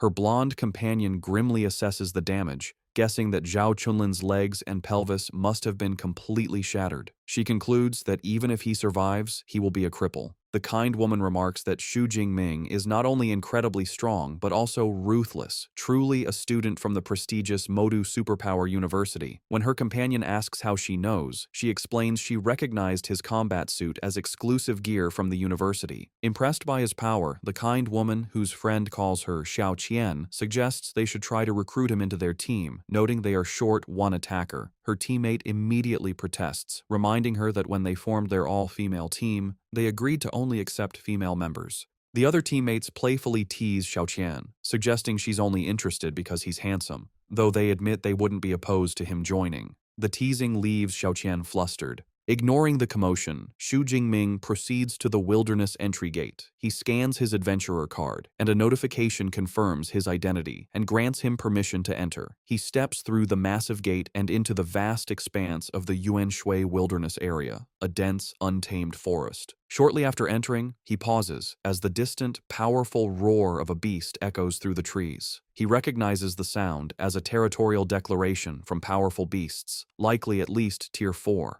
However, he remains calm, noting to himself that these creatures are not his targets for the day. He begins to plan his hunt, recalling that the Yuan Shui wilderness is divided into a ruined city and a mountain forest. He decides the beasts in the city are generally weaker, making them the perfect starting point to harvest the ability points he needs. He pulls up a holographic map on his smartwatch and identifies a nearby location called Ping'an County. The data indicates the area is mostly inhabited by Tier 2 beasts, with very few Tier 1 and no higher-tiered creatures. With its large area and an estimated 500 to 600 beasts, he concludes it is the ideal hunting ground. With a determined cry, Xu Jingming declares his arrival in Ping'an County and breaks into a full sprint, his body covered in a faint blue aura as he moves with incredible speed through the forest. He soon enters the desolate, ruined streets of the county, where his presence immediately attracts a ferocious, wolf-like beast that lunges at him from the shadows. Xu Jingming calmly identifies his attacker as a Tier 2 Shadow Cat, seeing it as a timely delivery of ability points. However, as he prepares to fight, he suddenly clutches his chest in pain. He feels the violent, negative emotions from the Thunder Tyrannosaurus blood stirring within him, filling him with an overwhelming urge to kill. He realizes the more he tries to suppress this impulse, the stronger it becomes. A savage, manic grin spreads across his face as he decides he has had enough of holding back. Unleashing a torrent of purple lightning, he embraces the bloodlust, his sudden transformation and terrifying aura leaving the Shadow Cat frozen in fear. The scene then shifts to 1 month later. A team of 4 adventurers patrols the empty streets of the same county. One of them asks their bald, red-bearded captain why the area is so deserted, complaining they have been searching for a full day without finding a single beast. The captain angrily retorts that he has no idea, finding the situation deeply unsettling. He reasons there should be hundreds of beasts in a city of this size, and even a mass migration wouldn't leave the area so completely barren. Just then, their luck seems to change as a large, tiger-like arm-blade tiger appears before them, startling the group. Relieved to have finally found a target, the captain rallies his men, declaring they should kill it together. However, before they can move, a massive spear of pure purple lightning descends from the sky. The energy spear slams directly into the beast, instantly obliterating it in a massive explosion of purple energy and debris. The adventurers are left stunned by the sudden, overwhelming attack. One of them nervously wonders if they just saw a new type of laser weapon. The more experienced captain dismisses the idea, explaining a laser would be much faster. He correctly deduces that the devastating attack was an incredibly powerful lightning element combat technique. The captain of the adventurer team quickly understands the situation. He concludes that the devastating attack was a clear warning and that a powerful individual has claimed the entire county as their territory. He urges his team to leave immediately. His men scramble to follow, with one commenting on how terrifying the lightning spear was, while another finally understands why they couldn't find any beasts. They had all been wiped out by this powerful lightning user. The captain yells at them to hurry, fearing the consequences if they linger and anger the mysterious powerhouse. The scene shifts to reveal the powerhouse, Xu Jingming, perched calmly on a high-rise structure. A system notification pops up, confirming his kill of a Tier 2 arm-blade tiger and awarding him 19 ability points. He reflects on his progress, pleased that after reaching a high level of proficiency, his Thunder Spear technique now has a range of over 1,000 meters. He then pulls up his status panel to review his accomplishments over the past month. By accumulating over 8,000 ability points, he has advanced from a high-level first tier to a high-level second-tier user, and his Thunder Indestructible body has broken through to the 3rd level. He also proudly notes that he has managed to raise several of his A-rank combat techniques to the intermediate level, a feat he believes no one else could achieve in such a short time. Having cleared out the entire county, Xu Jingming decides it is time to pack up. He plans to return to the supply base for the night before venturing deeper into the wilderness the next day. Back at the Yuanshui supply base, a group of adventurers watch in disbelief as Xu Jingming returns, weighed down by an impossibly large and overflowing backpack. They joke about the situation, wondering if his bag has grown legs and speculating that he must have foolishly hauled back the entire carcass of a beast. Unseen by them, Xu Jingming thinks to himself that it was a good thing he bought the reinforced version of the backpack. Otherwise, it never would have held the more than 400 kilograms of beast materials he had collected. He proceeds to the adventurer's hall and approaches the receptionist's counter to sell his haul. The woman politely asks what materials he wishes to sell and directs him to a large scale. Xu Jingming opens his massive pack, revealing a mountain of valuable, high-quality beast parts. He informs the stunned receptionist that he has over 400 kilograms of Tier 2 beast materials and asks her to see how much they are worth. Still in awe, the receptionist examines the parts, noting they are all the most valuable and pristine components, such as tiger tendons, claws, and rhino horns. Completely overwhelmed, she apologetically asks Xu Jingming to wait, explaining the quantity of materials is too large for her to handle alone and that she needs to call for help. Shortly after, a well-dressed man, with 2 female attendants in red dresses, approaches. He introduces himself as Zhao Yi, the manager in charge of acquisitions. After Xu Jingming introduces himself, Manager Zhao Yi shakes his hand, expressing his admiration that someone so young could hunt so many beasts. He offers to have his staff take care of the inventory and invites Xu Jingming to sit with him while they wait. While Xu Jingming sits with manager Zhao Yi, the adventurer's hall staff, aided by floating scanner drones, meticulously appraise the massive pile of beast materials. The manager is clearly impressed by his young client's skill and decides to foster a good relationship. He presents Xu Jingming with a platinum membership card for the supply base, which grants a discount on all purchases, and asks him to accept the small token. Xu Jingming politely accepts, thanking the manager. Soon after, a female employee delivers the final inventory report. She states they have counted a total of 89 high-tier, 107 mid-tier, and 221 low-tier Tier 2 beast materials. The staggering numbers leave the manager inwardly stunned, wondering if Xu Jingming had single-handedly wiped out an entire beast lair. Turning back to his client, the manager presents the final valuation, totaling just over 24.76 million. He offers to round the payment up to 25 million, an offer Xu Jingming graciously accepts. A moment later, Xu Jingming receives a notification on his phone confirming the deposit, bringing his new bank balance to over 29 million. He smiles, realizing he has become incredibly rich overnight. As he prepares to leave, manager Zhao Yi gives him his business card, inviting him for tea sometime. Xu Jingming politely agrees and leaves. The manager watches him go, thinking the young man has a future with limitless potential. Just as Xu Jingming departs, the manager's phone begins to ring. He answers, and the caller is revealed to be Zhao Chunlin. From a hospital bed, heavily bandaged and in a wheelchair, the enraged merchant yells into the phone that he saw the person who attacked him return to the base and furiously demands that the manager help him get revenge. The manager, now revealed to be Zhao Chunlin's powerful contact, calmly asks if he is referring to the high-level first-tier user and inquires how he wants to proceed. Zhao Chunlin furiously demands that he dispatch the Tiger Shark Squad to make Xu Jingming's life a living hell. The manager agrees to lend him the elite squad, but makes one condition clear. After this, their association is over. Zhao Chunlin accepts the terms, vowing to leave the city as soon as his revenge is complete. After ending the call, manager Zhao Yi feels a sudden sense of unease. He tries to dismiss it as paranoia, reassuring himself that the Tiger Shark Squad is an elite team of Tier 2 users and should have no trouble dealing with a single first-tier opponent. Meanwhile, as Xu Jingming walks through the streets of the supply base, he suddenly lets out a loud sneeze. He rubs his nose, wondering what that was about and if someone was just talking bad about him somewhere.